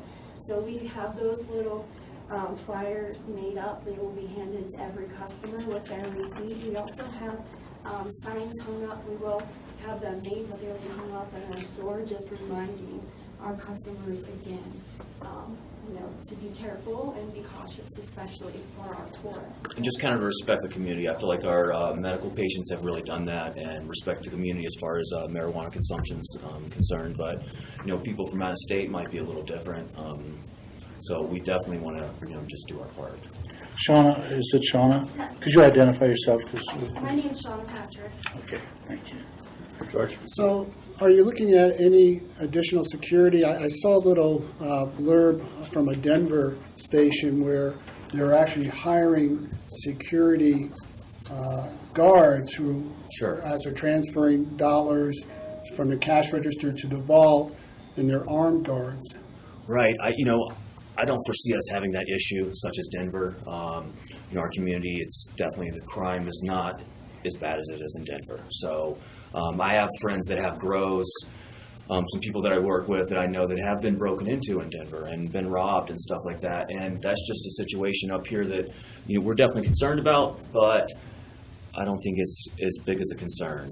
We are going to have security measures. We have a bunch of employees. We're going to ID everybody. We have an ID machine, all that stuff. So We have a safe. We don't anticipate keeping our cash on site. We anticipate keeping it in a safe deposit box at the bank. So we're also, we've kind of organized our store so that our flow will flow seamlessly, and we hope to not have those long lines. I mean, of course, we love long lines, but we want to keep things flowing. So there aren't people hanging around and waiting around and stocking the place and maybe looking for those breaches.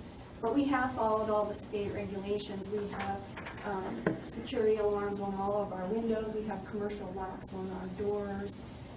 We have a large safe that we store our dry herbs in overnight. So, and we will continue to monitor this situation, and if we feel like we need to do that, we absolutely will hire a security guard or implement some additional measures.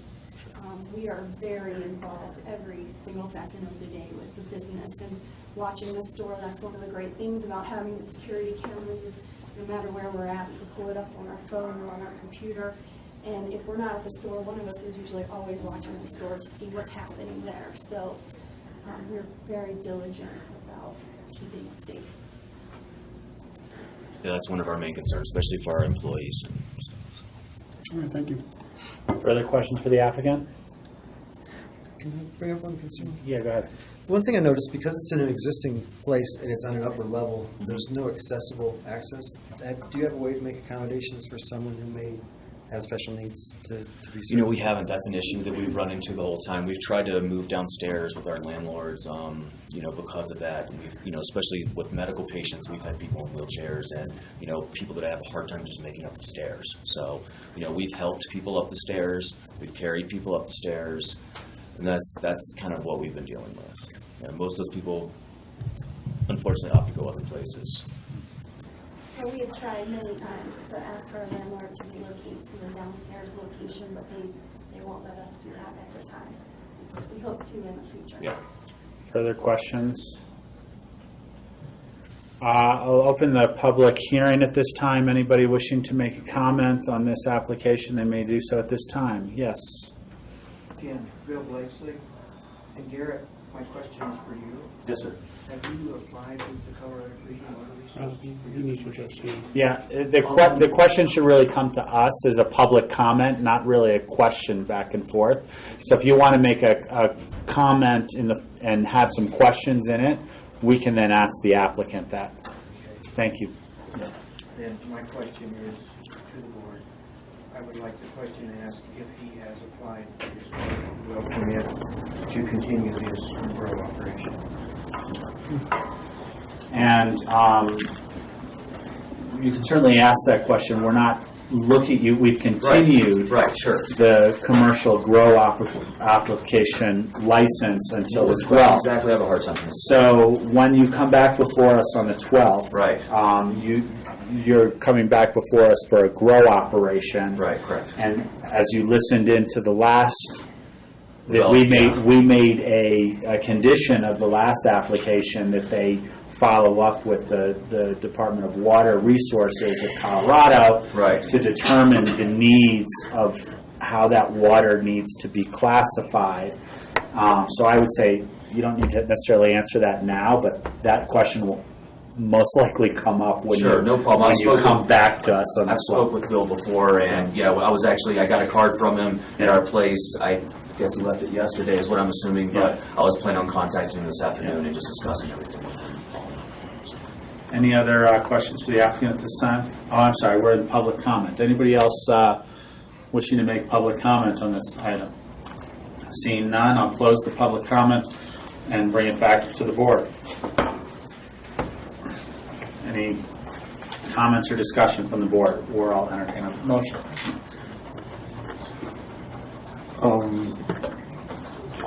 I'm okay with okaying this application.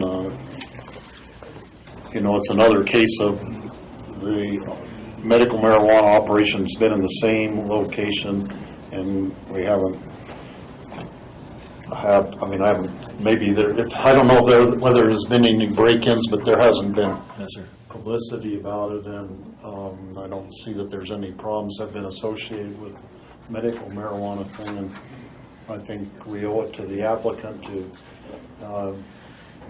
give it a shot on doing the retail marijuana thing in the same location in place of the medical marijuana one. Any other comments, or I'll entertain a motion? I'll make a motion to approve a retail marijuana store license for the applicant. Second. We have a first and a second. Any discussion? George? I'm going to surprise the press. I'm going to support this because in this case, you've got a retail store in an area that's zoned commercial. And I think that's appropriate, and you're following the rules and regulations. I'd like to make a comment. And I meant to make this comment when Jordan was here too, but I'll shoot him an email and tell him. The applications that are before us are trailblazers in a new industry, and you've obviously already been doing the medical side of things. Your business, and I know what it's like to be a business owner, your business is invested in the safety and the security of this industry moving forward in a positive way. Sure. I can only encourage you to be the leader of this community as more applications come before us. Okay. Be involved with the school programs. Be involved with the community programs. Be involved with training your staff properly. Being involved with getting good information out to the community, and go above and beyond. Because as we look at these applications, they're going to be like there is in everything. Good apples and bad apples, and hopefully the bad apples aren't all that bad, and we fix those problems. So be a good leader in this community by doing, by going above and beyond. So for sure. Any other discussion? I'll call the question. All those in favor, say aye. Aye. Passes with unanimous vote. Thank you. Great. Good luck. I really appreciate it. Thank you so much. Thank you. Yes, I'd like a motion to adjourn the special meeting. Second. We have a first and a second. All those in favor say aye. Aye. Why don't we take 3 minutes, come back at just a quick bathroom break at 2:32. That's okay. That's what digital shots are good for.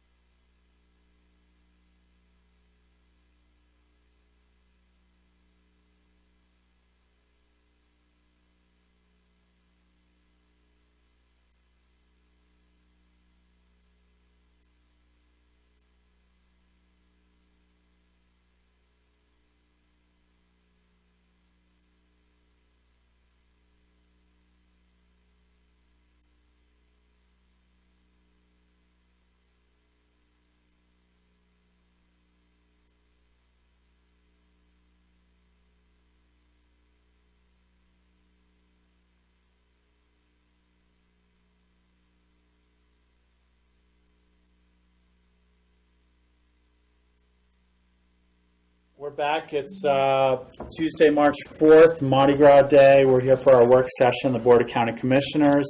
Our next agenda item is the Colorado Child Care Assistance Program and income eligibility levels regarding that. And Nan Sundin is here to present. Hi, good afternoon, everybody. I'm Nan Sundin, Health and Human Services Director, and I have a couple of guests with me. Amy Coyle works for Kids First, and she's our new Family Engagement Coordinator to help us enroll people in CCAP, Child Care Assistance Program. And Shirley Ritter is the Executive Director of Kids First, Child Care Resource and Information. Okay. That's what we used to call it in the old days. So, I invited them to be here today because, as you all know, there are implications when we change eligibility for CCAP to Kids First. And Shirley was out of town, so I didn't get a chance to really include her thoughts in the memo, but I think we're mostly aligned as staff and wanted to represent that mostly by having them here today. So, the Colorado Child Care Assistance Program is a program that provides financial assistance for child care to low-income families that are working, searching for, or enrolled in training or employment programs, or are enrolled in the Colorado Works program, which is also known as TANF. And it provides a subsidy for child care to help people work or look for work. We have quite a history in the last 4 years with this program. So we get an allocation right now of about, I know I put it in here and I should know it by heart, I think it's about 82,000, right? 82,473. 82,473. So that's our allocation from the state. And 4 years ago, after sort of the recession in 2008, we chose to try to use our CCAP dollars by increasing the eligibility up to 225% of poverty. And what happened was there were so many people out of work and looking for work at that time that our caseload numbers went way up high. And to the point where I think the most number of cases we had in a month was 19 cases. We currently have 6. And we brought the issue to the Board of County Commissioners and said, you know, this is really not sustainable on our allocation.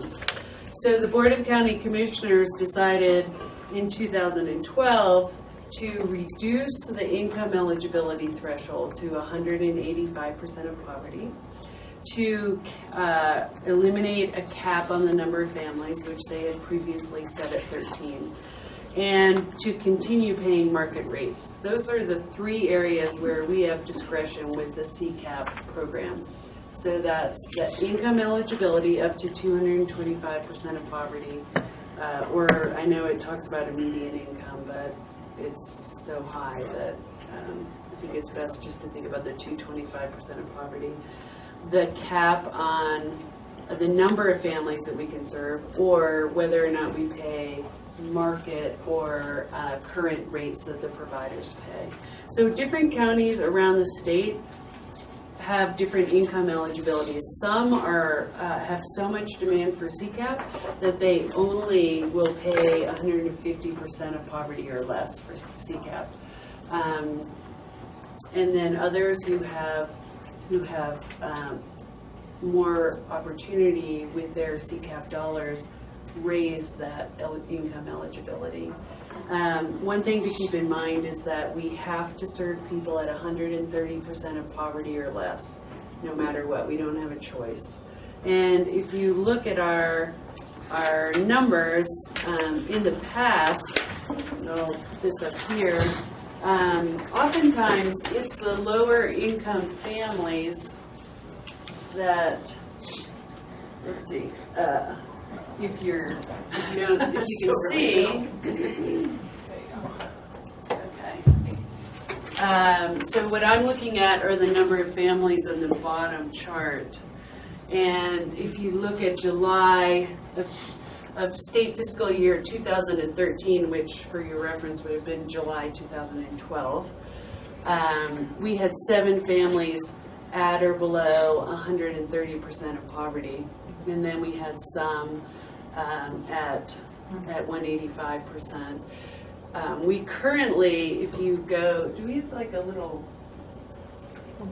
pointer thing? Yeah, on the remote, man, On this they thing? should have a laser. Okay, because this Hot is button. so small. But here is January of 2014, what we just experienced last month. So we have 2 families at 130% of poverty. We have 4 families at 185% of poverty.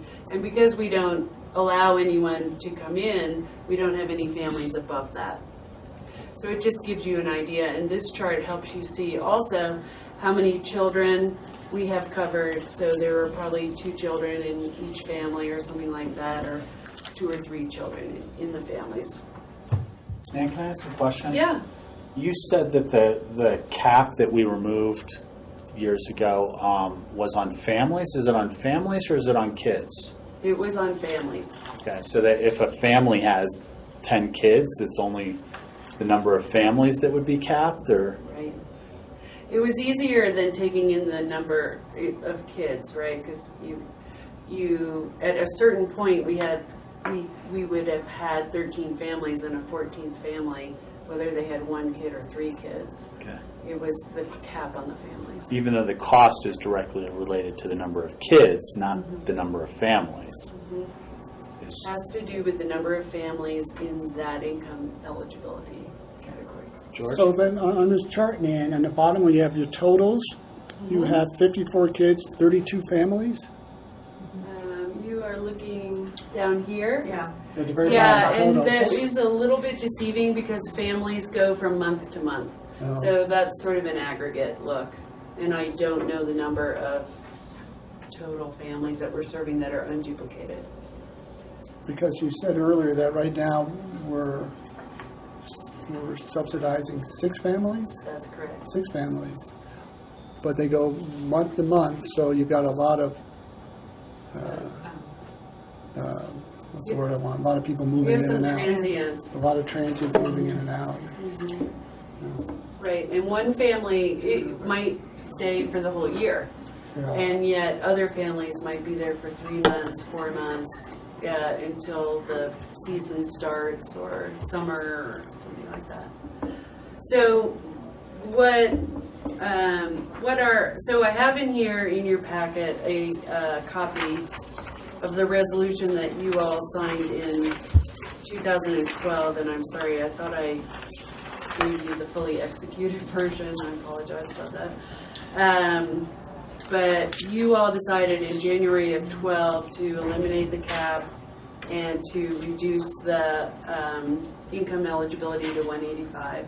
And that's the last change that we've had. And since then, you can see really starting in January that we've just slowly been reducing families that qualify. And we're not entirely sure. We are hoping that families are working. We think some families are choosing one person to stay at home because childcare is so expensive.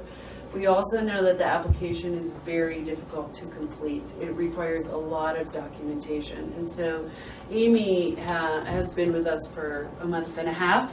And her job is to help families be successful with the application process.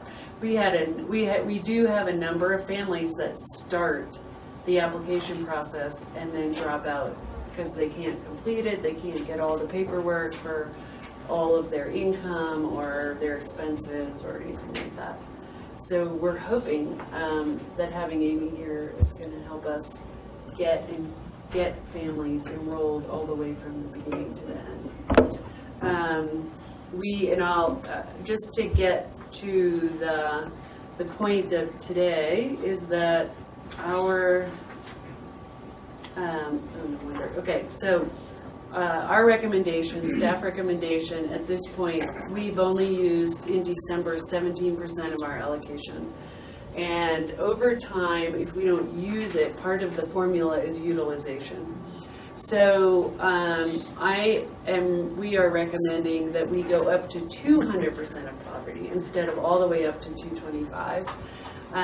From the work that Kids First did, they estimate about 4 families that would qualify in the range of 185 to 200%. We have Amy here who can help those families complete the paperwork, and they will, of course, continue to be supported by Kids First until they become eligible for CCAP. And then from the point at which you all have to sign a resolution agreeing to raise or lower the eligibility standards, we would be working from that viewpoint of 200% of poverty. I'm not recommending that you put a cap on families at this point, because I think that we come to you every quarter with our CCAP numbers. We can watch it, we can put a cap on families at any time, but the way the flow has gone is really has been to our advantage. And I just think that we need to look for what I would consider to be an average of 8 to 12 families on CCAP. And that might mean that sometimes it will be higher, and it will mean that sometimes it will be lower. But I think we can afford this amount with our allocation and the amount of the general fund dollars, which is only $15,000 that we set aside for CCAP. Part of the reason why we can do this is because you can buy CCAP dollars from another county if they're unused 14 cents on the dollar. So we can get CCAP dollars really cheaply, and we can use that $15,000 to get all the CCAP dollars that I think we would need, or that we've needed even in the past 4 years to help us pay for this program if we have to use county dollars. So that's my recommendation. Do you guys want to add anything to that? Oh, one thing is, if we, the Kids First Board has decided, I guess, to go, they went down to 400% of poverty when we went down. For all the same reasons. Because, right, they had to watch their money, but their board desires to go up to 500% of poverty in order to help those low middle income families pay a portion of child care. And they have a sliding scale.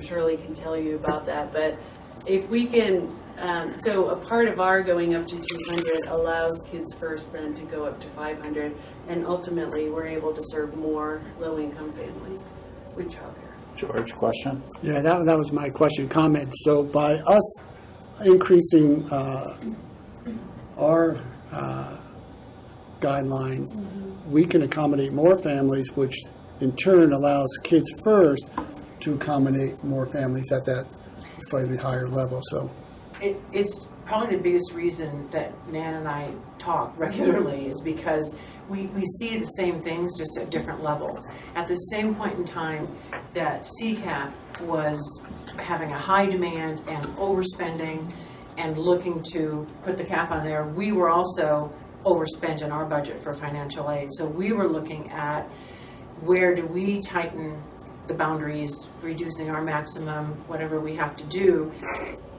to accommodate those families that will be, in that case, picking up. And now it's the opposite. We are also underspent last year in our financial aid budget. So with or without that, we were looking at ways to expand a little bit the families that we could serve and that we know they need help.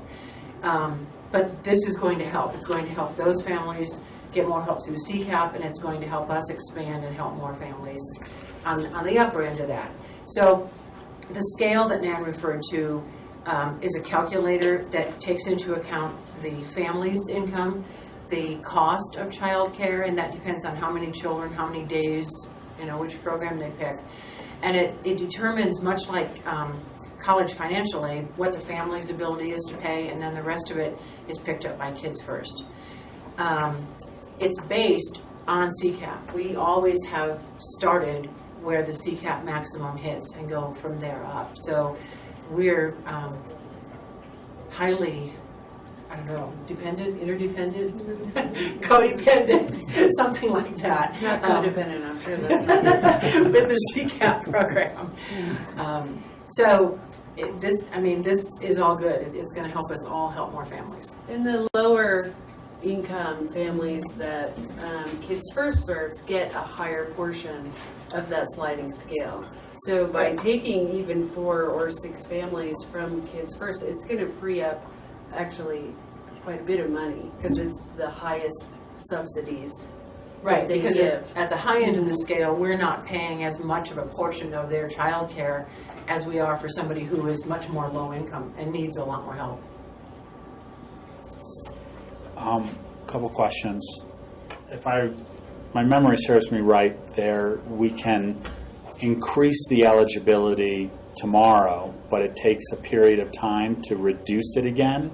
Right. We can't. A year. It takes a year's year. notice for the families that are currently being served. So once the families are being served, it takes a year's notice As long as they're before eligible, they can stay, on the program. If they become uneligible, then they go off. And you said, well, I guess that answers the second question, which was said you can put a cap on the families at any time. Does that guideline apply to all 3 of those standards, the percent of market, the number of families, and the percentage of You can change any of those at any time. comparison to poverty level? Mhm. The next question is, and I asked this, I think it was 3 years ago when we made that change, or 2.5 years ago. What is the disadvantage to creating a cap as a fail-safe on a financial end, even if that cap is 30 families, 25 families, 20 families? I mean, right now we're serving, as you said, 6 families. You said we may have an increase of 4 families. That's 10 families. If we created a cap back like we did before of 18 families, I feel we would be pretty safe. But what if 100 families come forward tomorrow and we can't, even with the 14 cents on the dollar or whatever?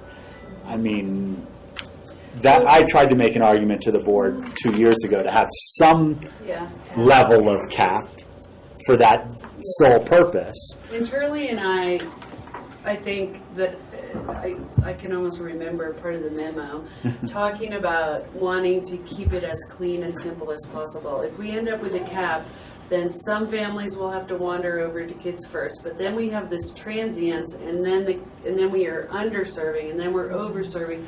So in any given month, the numbers are moving like this. And who gets stuck are our low-income families. And they, those are exactly the people who we don't want to have get stuck, because we have this bureaucracy. And we think we can absorb it, and we thought that, of course, in 2011, but we went all the way up to 225% of poverty. I don't have a crystal ball, I can't tell you for sure, but it would be better for my department and my division, and likely Shirley's, if it was clean just around eligibility, and that we didn't have to communicate every week almost about whether or not we've reached our cap or we haven't reached our cap. Is that family in or out? They get settled in Kids First, and then we have to uproot them and put them in CCAP with this onerous application. It's not, I don't think it's optimal for families. And I guess part of my, playing devil's advocate on this was, I think it's a healthy realization that there is a limit to what we can do. If 500 families came forward tomorrow, we would be talking about a cap. And I'm playing devil's advocate with this, but I think it's a healthy conversation to have, that this is an assistance program and there's only so much money in it, and we're competing against, at some point we're going to be competing against other counties that also have needs. I think it's a healthy conversation to say, we'd like to help everybody in all circumstances, but there are some circumstances where we won't be able to help everybody. So, right, I'm with you. I hear what you're saying. Even if we set a cap, remember, at 13 families, if we got a family at or below 130% or a teen parent, we have to serve them anyway. Yeah, I agree. Right. And I understand that. And my compromise would be to say, well, when we get to 15 families, and you're aware that we're at 15 families, let's bring it to the board's attention immediately, and so that we could have a discussion as to what that means. Right. Without putting a cap in place, I think it's a number. I mean, I throw out the number 15. We could use the number 20 too, and we may not even ever reach that number. But I think there should be a number where hopefully you come back to us and say, just so you guys know. And we do have quarterly meetings, so we do get this information on a regular basis. Right. We do present the same information, so you all will be able to watch the trends, and we can always institute a cap if there was a run on the money, so to speak. Steve? You anticipate 4 more people that Families. Kids First has identified. Are there kids from other parts of the county who are kind of off the radar from Kids First? Maybe kids from the Frying Pan or the Crystal River or something? Oh, that can't access Kids First, or that can't? Yeah. Yeah, well, There are, because of the boundaries that the city has set with Kids First funding. It doesn't mean they don't contact us and look for help, but not always. So you're right. I think there are unidentified families with kiddos out there that might qualify. So that actually is also a part of Amy's job, besides just helping people through that application. And by the way, I challenge any of you to go and fill out that application, because it's not easy for most of us.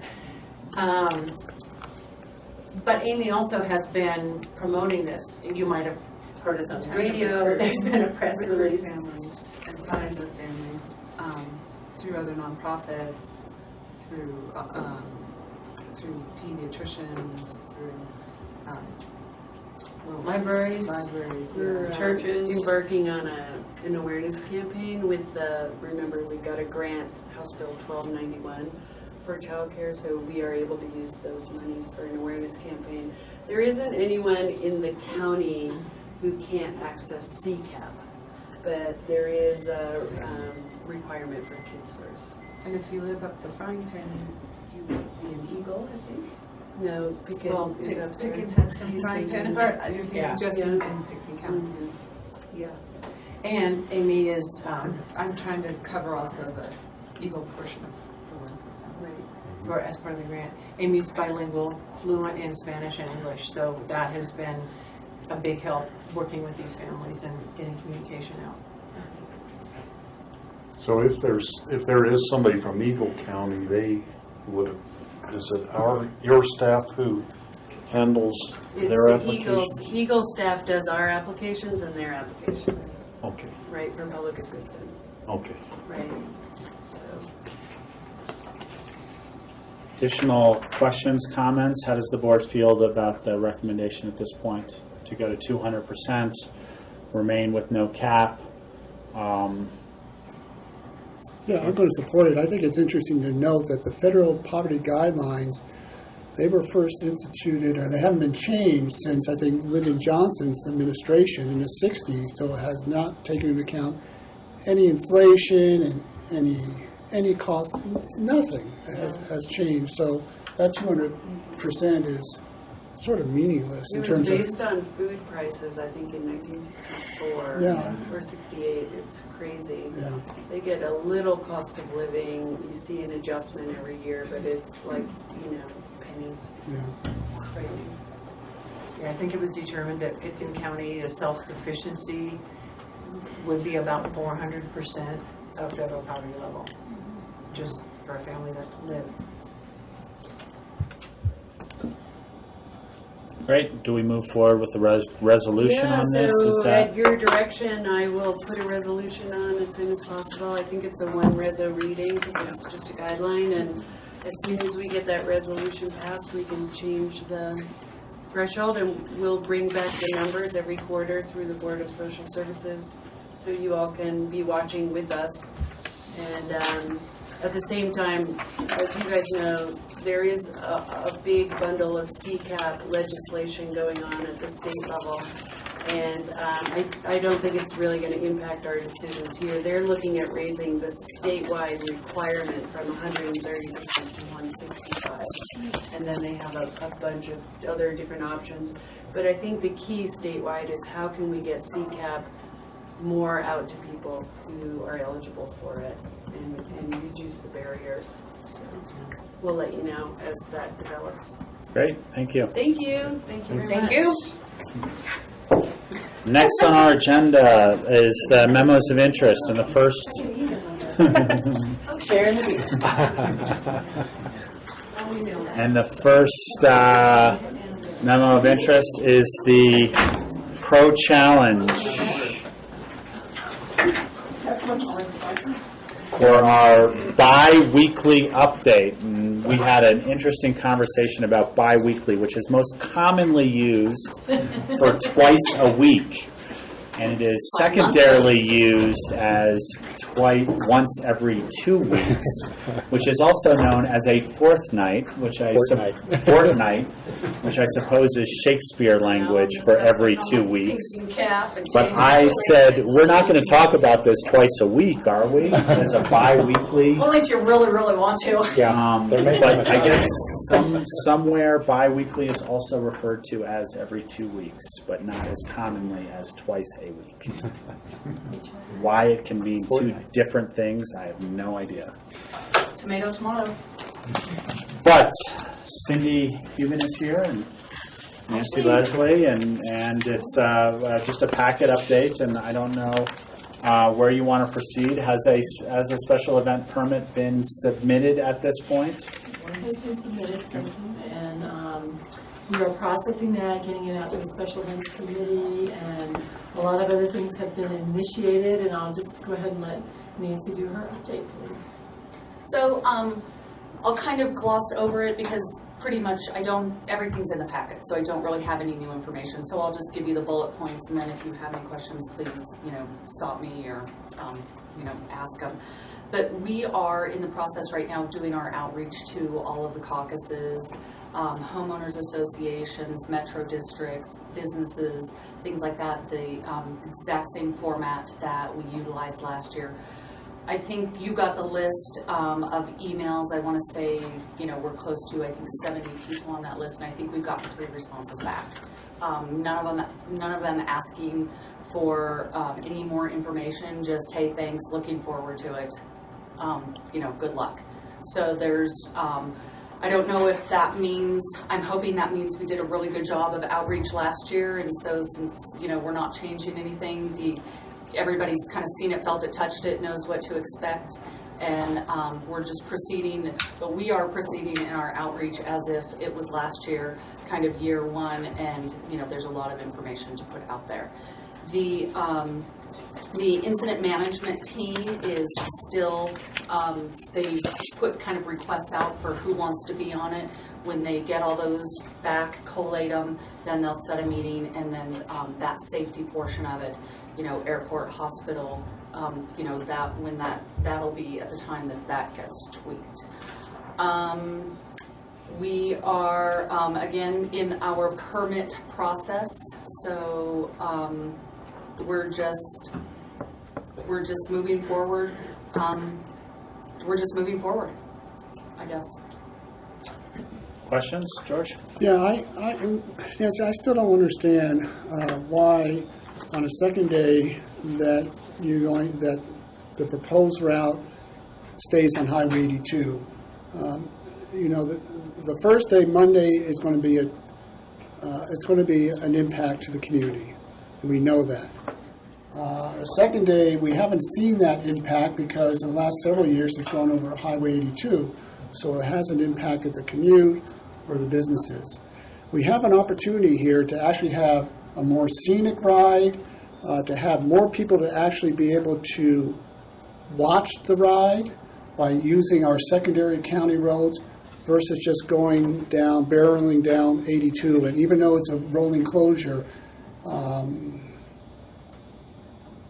I don't understand why. It seems like no matter what we say, the proponents say, this is what we're going to do, and if you don't like it, tough. You know, we'll keep having that conversations with them right now, and I'll, what I'd like to do is see if they can come to one of these meetings. This was, as I understand it, Medalist Sports, Colorado State Patrol, and CDOT. Kind of their preferred route, a lot of it based on safety.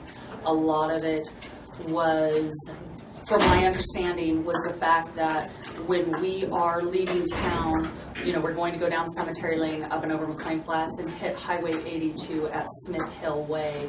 And then one of the reasons they wanted to hit Highway 82 at that point was because there are so many driveways and so many potential safety issues on back roads that are absolutely minimized on Highway 82.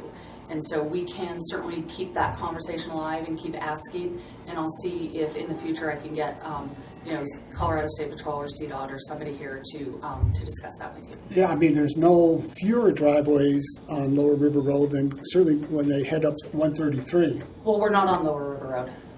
No, but on, I'm saying. on Highway 133. So, yes. you know, to say that you're dealing with driveways. Well, I think, so I can answer that one, because if you utilize them on Lower River Road, you can't utilize the same people on Highway 133. The race moves too fast. So I think when you do take the race into a whole, when you do incorporate Highway 133 with all those driveways, then, you know, what we're looking at is trying to get, you know, maybe instead of our normal 250 volunteers, now we're trying to get 500 volunteers to man all those.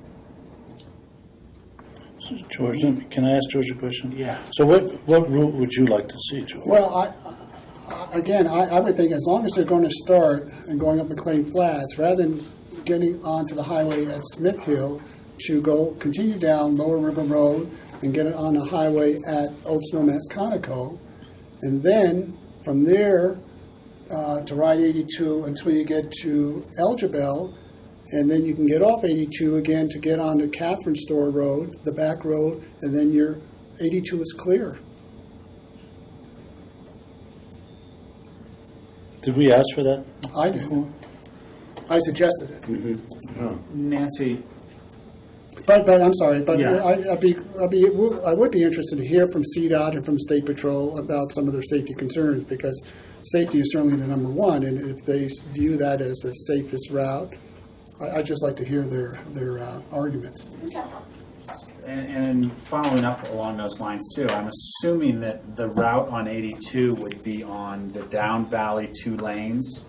The up valley lanes would remain open as normal, so it wouldn't be affecting traffic there, as opposed to on Lower River Road, you would be closing the lanes in both direction, in essence closing it down completely. And when you're following the bike race, they're going down valley on 82. My guess is they're going 30 miles an hour. Or faster. Or faster.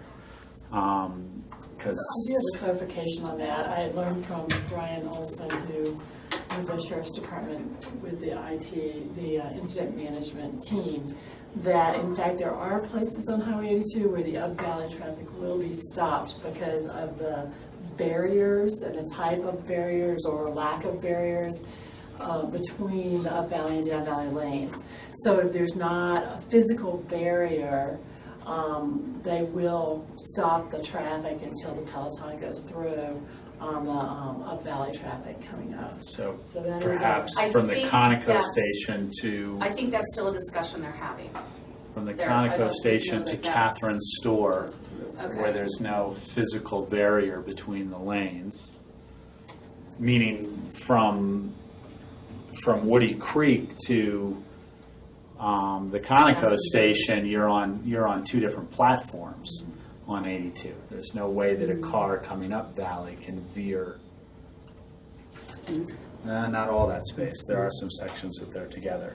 So that, I guess that's a discussion, but this is the kind of thing that we want to keep having in the discussion. So it was really helpful that I've been invited and Mike's been invited to be part of that incident management team, so that those kinds of things, when we come back to you with the actual application, the threshold kinds of questions that you're going to put, or threshold types of issues you're going to give us, the incident management team is going to have those on their list as well. So every time they meet, they're going to go, okay, 100% access to the hospital, you know, no more than 30-minute closures, whatever your threshold issues are going to be when we look at the conceptual application.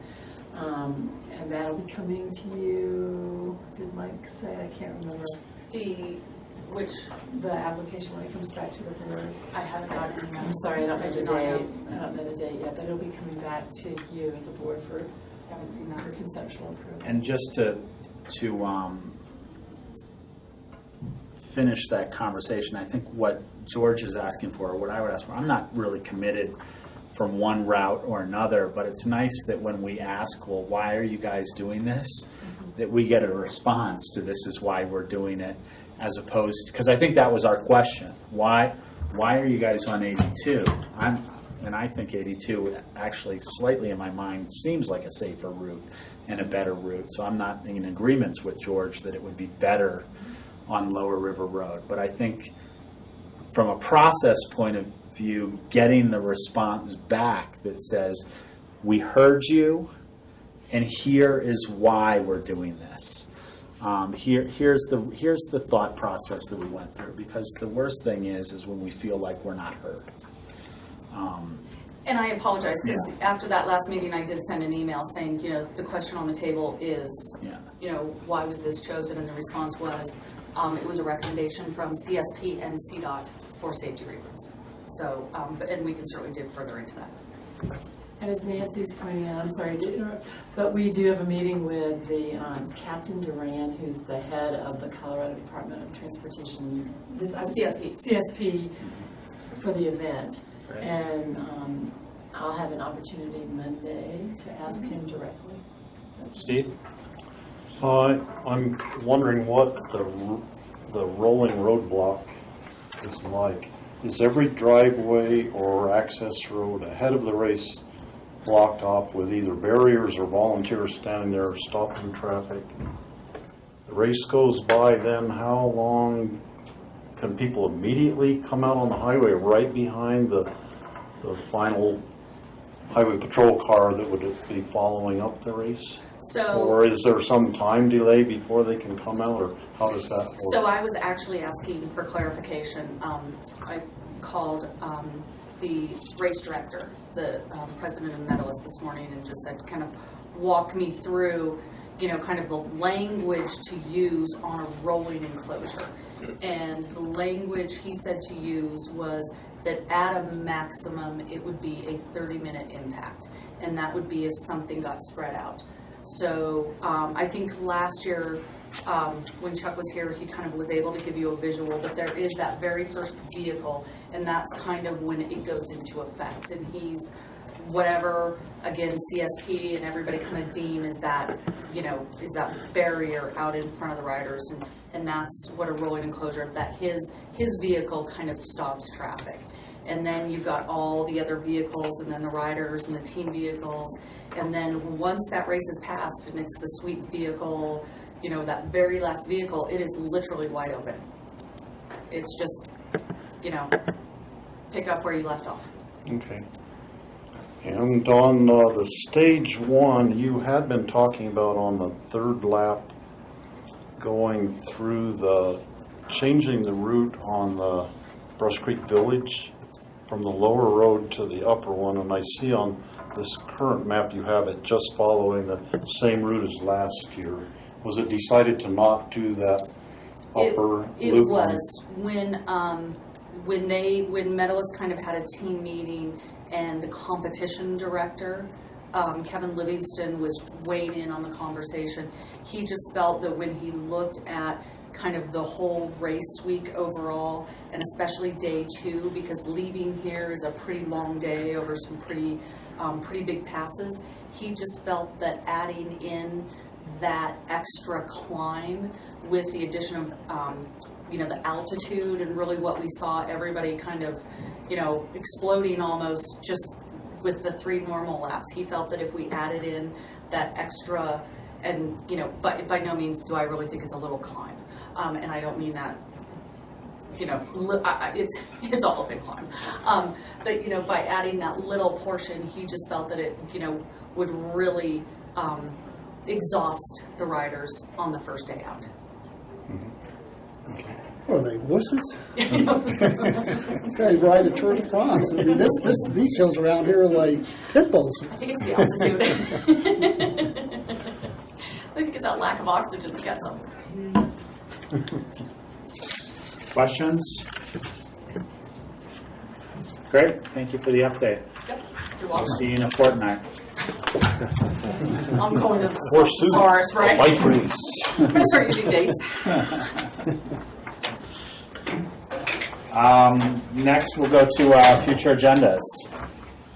Thanks, Rob. I really just have one item for the board's consideration. Now that tax bills have gone out, abatement requests are starting to come in.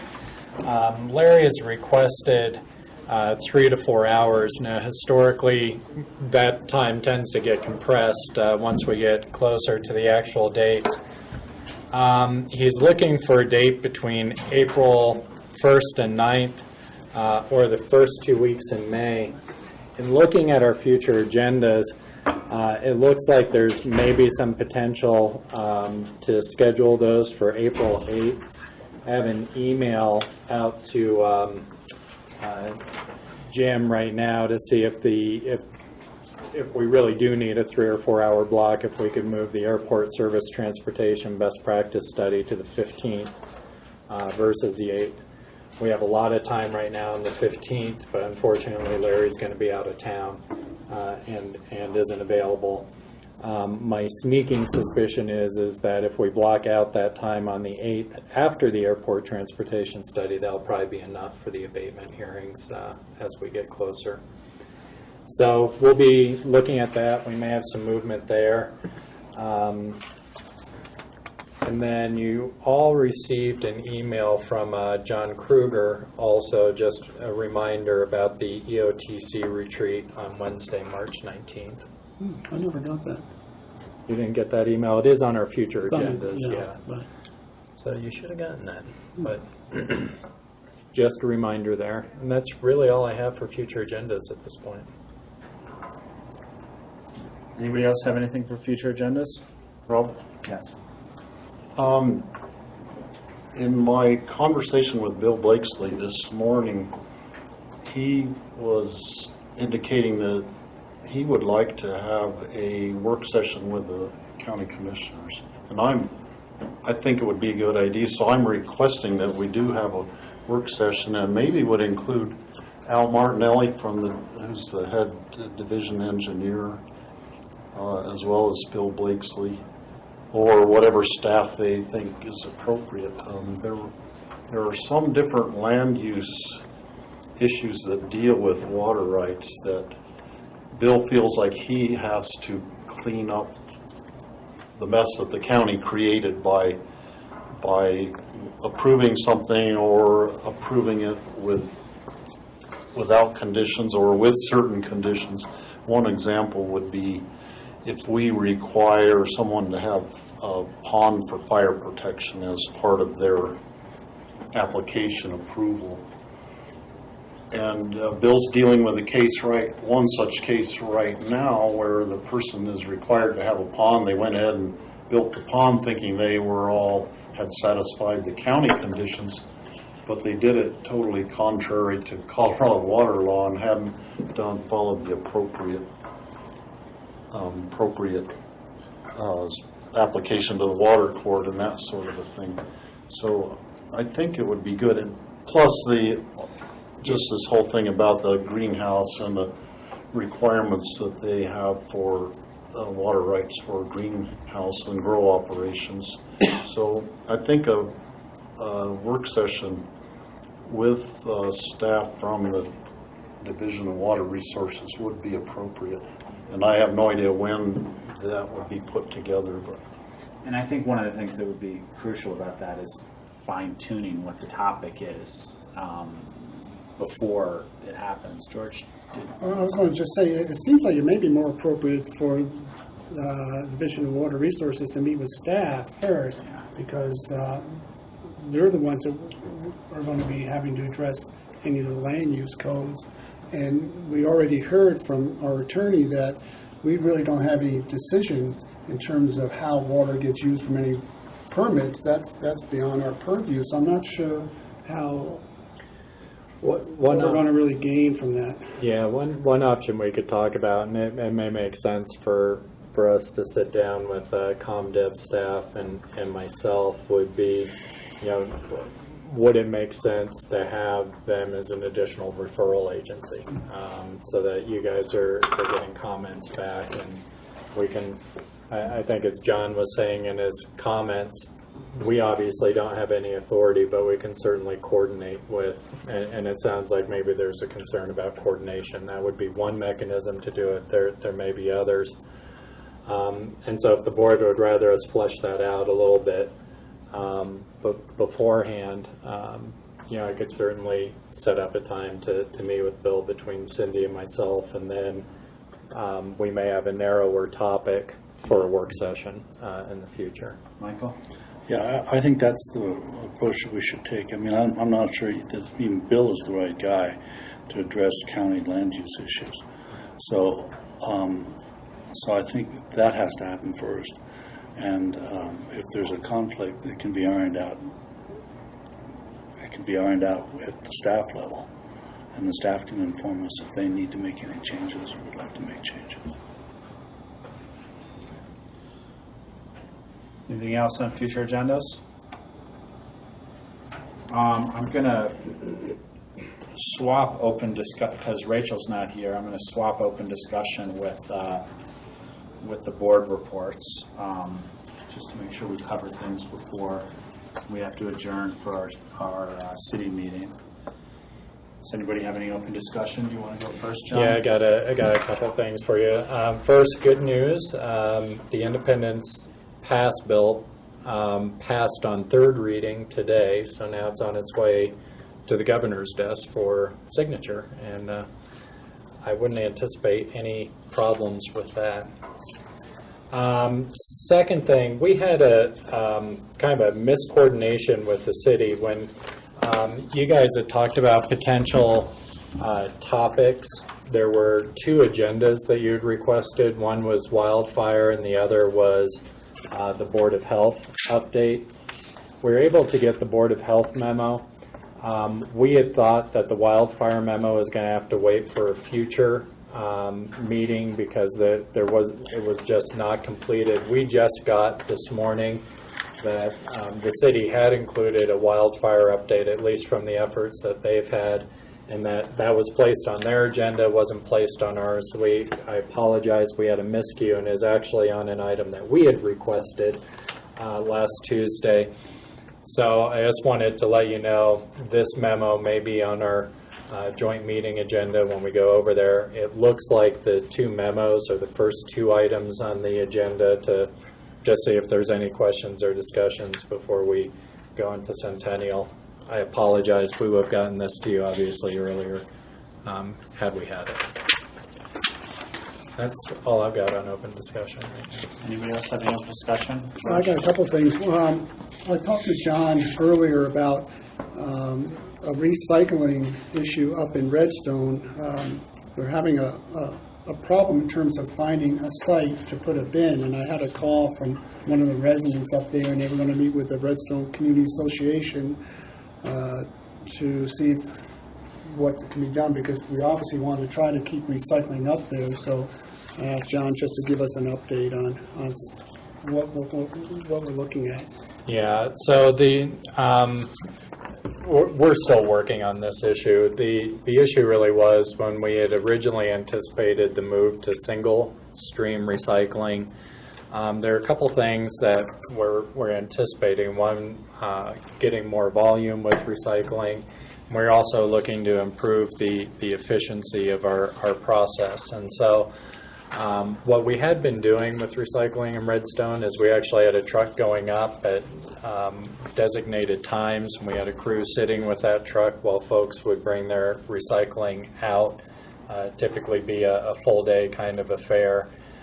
so that we weren't necessarily setting a container at a location that is available 24/7. As we're trying to make the move towards single stream, one of the changes that we are anticipating is putting a container in the community of Redstone so that you'd have something that is available at all times, and then there'd be a regular pickup.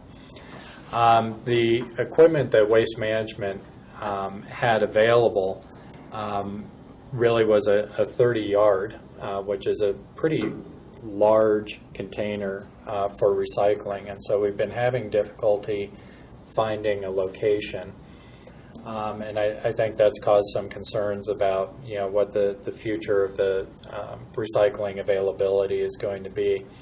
I have asked staff to go back and examine, are there other alternatives through Waste Management, even if it means a modification to their bid that they gave us that we're relying on to go with smaller containers and more frequent pickups that may shake some sites loose? Or what if we went with the model that we did have, which is pretty inefficient, driving up and basically having folks, having our employees or having Waste Management employees sit with a truck for a specified period of time while people bring out their recycling.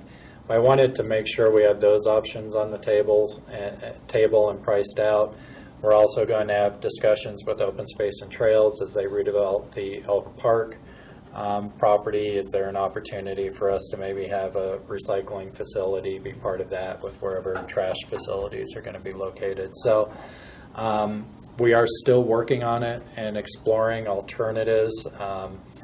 We certainly don't want to lose a recycling option in Redstone, because right now there really isn't a good one in Carbondale, as we understand, or anywhere else that's convenient for the community. And that could be a last option, is whether Carbondale has any opportunities where we might be able to work with them, as that tends to be the commercial hub then for residents of Redstone. So we're working on it. We're going to try and identify a solution. That solution is either going to be finding the right kind of space to meet what we had anticipated doing with recycling there, or maybe a modification to our process, which may drive a little more expense. So, Steve? On a related note, the recycling center in Basalt has been closed, and people now, their nearest options would be to go to Willits, to the waste management facility, to drop their stuff off, or to go to the landfill going the other direction would be the closest options. So that is correct, and that was done in partnership with the town. I think the location of the most recent recycling center wasn't very consistent with where the town's wanting to go with their downtown planning, and as anticipated when we made the switch to waste management. Yeah. Other open discussion? George? Yeah, nothing. Just in light of today's discussion with cultivation sites, I'm not sure where the timing might be most appropriate, but I think it would be worthwhile for the board to do a site visit down on Jordan's site down in Basalt as he's leveling that site down. It was originally portrayed to us that those greenhouses would not really be that visible because they're going to be on a lower bench. But as you drive by and look at that site as it's being excavated, there really is not a lower bench. So it might be a good opportunity for the board to take a look at the site, see what that 25,000 square feet would really mean and look like, and also if there's any discussion in terms of how we may obscure some of that through any berming or vegetation, which we never really discussed. So doing that earlier than later may give Jordan an opportunity to sort of rearrange the work he's doing down there while he's got machines down there, versus when it's all said and done and then coming to us for an application. Michael? That site is kind of shocking, but I would tell you that to visit a site in the excavation phase gives you no idea what the product's going to be afterwards. and also asking Jordan to modify his permit. I mean, his permit's been issued. I think it would be unfair for the board to ask him to modify it. He's just not, if he doesn't follow the permit that we described, that he described to us, then I think we can ask him to live up to those obligations. But I think it's just premature, George. I understand how distressing that site is, but I mean, all construction sites in construction are distressing. It's not until the final product is delivered that.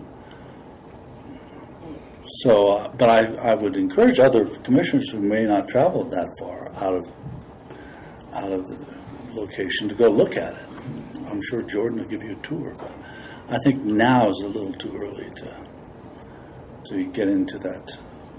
I think the larger discussion is the one we had today, which is what's going on? How come we have 3 different, 4 different, 5 different names for what we're doing? Is it agriculture? Is it commercial? Is it residential? Is it what's going on? I think that's the big question in front of us we need to resolve.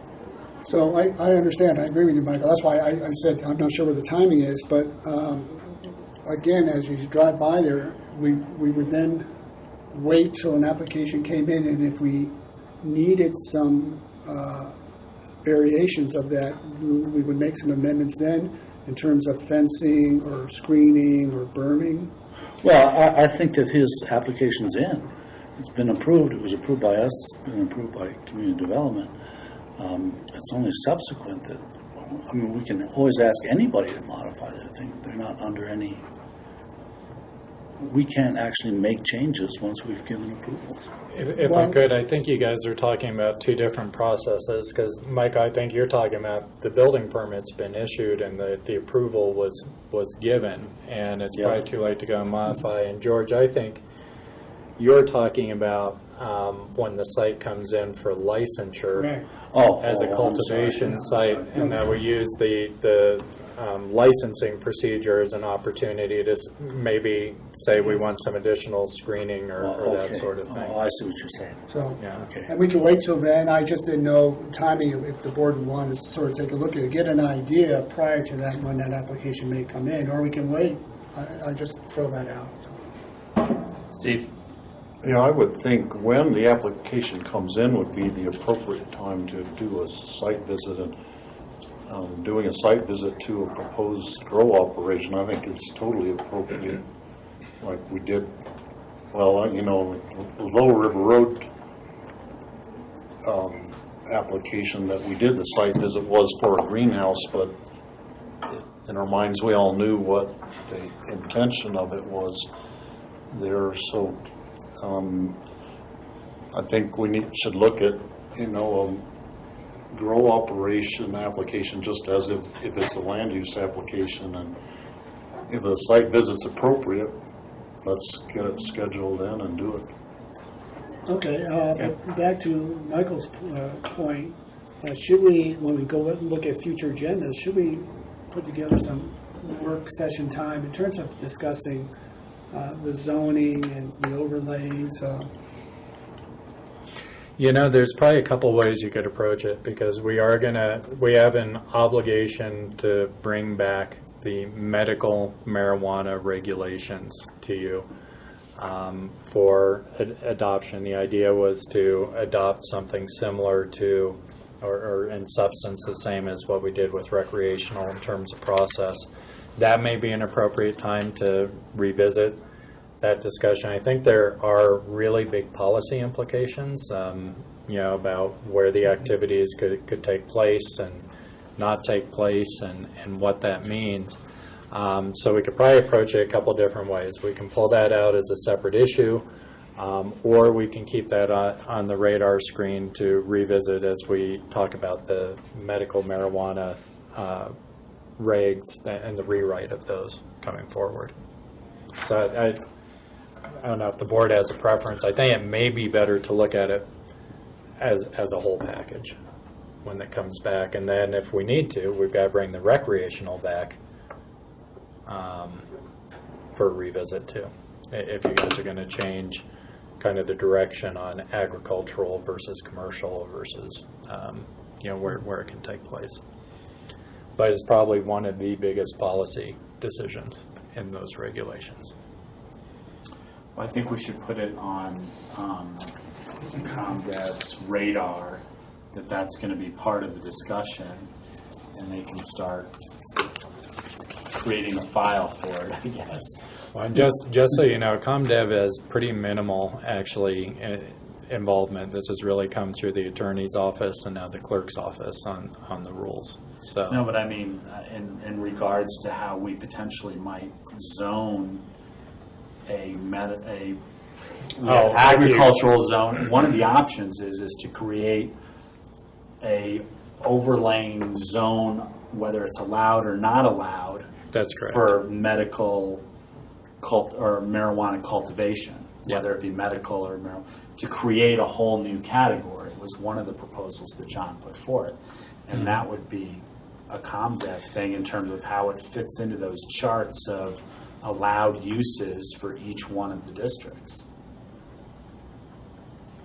Well, maybe that should be a separate. Let me talk to John. We've got some open times coming up, certainly in our work session, so we can either consolidate that discussion on the medical marijuana, or maybe we break it out as a separate. I think it might be wise to know what direction the board would like to go in before we get into that consolidated conversation. Yeah. Okay. Well, if the license only lasts for a year, I mean, I think we can consolidate it into our current retail regs. But going forward, because these are very short periods of relicensing, we need to somehow reconcile inspected by the IBC in a residence under agricultural with a commercial well application. Those are all, we need to somehow reconcile that in a way that makes sense to the public and makes sense to these agencies, the fire departments, the state water, whoever it is. And so, because none of it reconciles now, unless we do it under a given definition by our community development, that's agriculture. And if we just follow that very narrow directive that the community development is operating under, then there's some internal logic to it. There's not much external logic to the process at all. So I think that's the big question in front of us, is reconciling all these different aspects of the marijuana thing. And I think that could take a year, literally. So I don't want to put off consolidating medical into our retail things at this point. We can split those up. For other further discussion, open discussion? We've got about 10 minutes. Do you want to try to tackle some of our board reports? I don't have anything at this point to report on Northwest COG or Rural Resort Region. On Northwest COG, I did go to the thing Friday in Edwards and heard Governor Hickenlooper speak. He kidded about his name too, how people can't pronounce it. The general topic was talking about the Colorado blueprint for economic development, but he really talked about a wide variety of subjects, and a large part of it was just a question and answer period. So the question I asked him was about the relationship of the Colorado Water Plan with the Colorado Blueprint, and I expressed concerns that the West Slope wants to keep our water over here for agriculture and for, in just the general keeping healthy flowing streams for our tourist economy, and then also just to send water downstream to fulfill the obligations of the Colorado River Compact.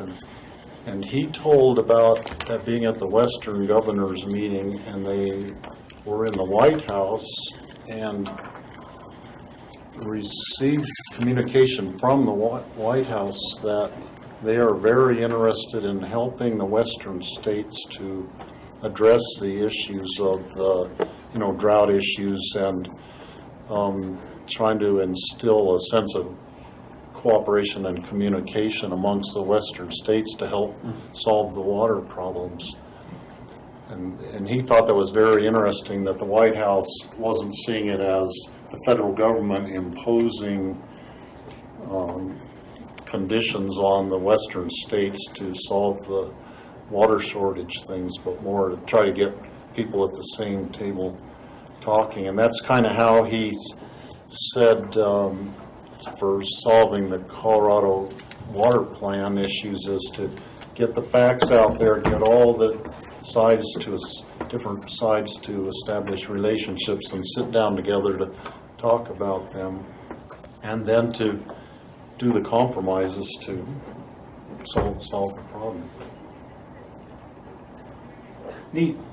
Core? We haven't met yet since the last time we had reports. Rachel's not here for QQ. CCI? CCI,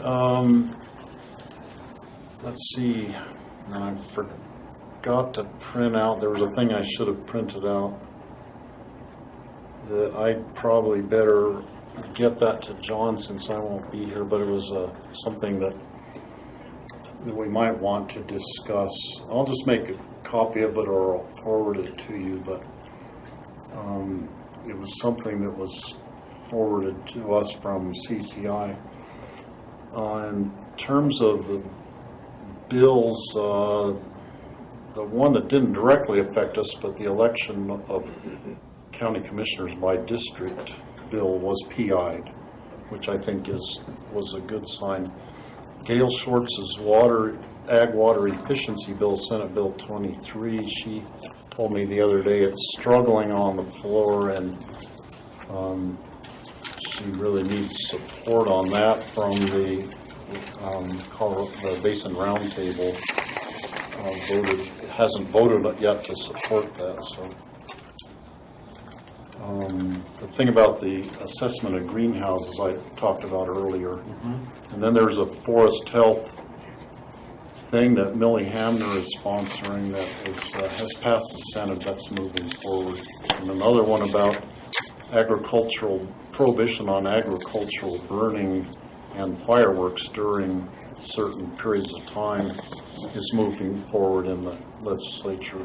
So those are ones that seemed applicable to our area. Ruapa? We have a meeting coming up this week. ACRA? The last ACRA meeting, the BOCC made a presentation, a very good presentation. I think you guys had seen it, and I hadn't seen it here. So ACRA was delighted with it. And then Mayor Steve Scadron brought up the issue of imposed tips on bills, on restaurant bills. And he had gotten a complaint from someone. And ACRA took up the subject and generally denounced, putting a surcharge because somebody's speaking with a certain accent on the bill. And so I don't know where that's going to go, but it was viewed as anti-tourist, anti-business, and searching for quarters while you really need to be, as I think one of the, you want to make customers, not a dollar. So it was a very strong conversation, one of the strongest conversations we've had at ACRA. So that was interesting. And RAFTA, to tell you the truth, I can't remember much of what went on at the last RAFTA meeting. We have one coming up this next week. Senior Council, Nordic Council? Nordic Council, George is our rep now. Senior Council, I wasn't able to go to the last meeting. I was in Denver for CCI. Anything on Nordic Council? Yeah, Nordic Council was going to, we had a very short presentation from the biking community. There's more and more interest in terms of the Pugsleys, which are the bikes with the really fat tires, to utilize some of the trails.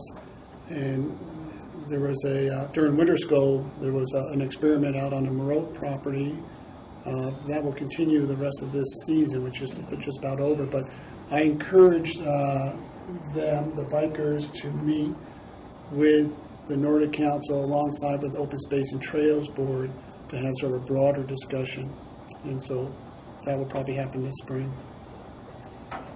Intermountain TPR? Intermountain TPR, we just started to work on our long-range plan, which goes out to 2035. And we were able to keep on the list the projects along Highway 82, including the entrance to Aspen. So that was good. We were asked to send a letter, I don't know if Brian's talked to you, a letter to our transportation commissioners, because there is a discussion down at the State Transportation Committee to change the way they allocate dollars to the different regions. And right now, we get about 17% of these total dollars, and they're looking at population as one of the determinants, which means that the Front Range will, of course, get a few more percentages, and we would see our percentages drop from about 17 to 14%. So Eva, who is sort of the coordinator for the TPR, was going to draft a letter for us to look at and then have it signed by the chair and sent to our transportation commissioners. So you may want to follow up with Brian on that. I think timing was kind of tight on that. Okay, will do. And that's it for our board reports. We'll now adjourn and meet over at City Hall in 15, 20 minutes.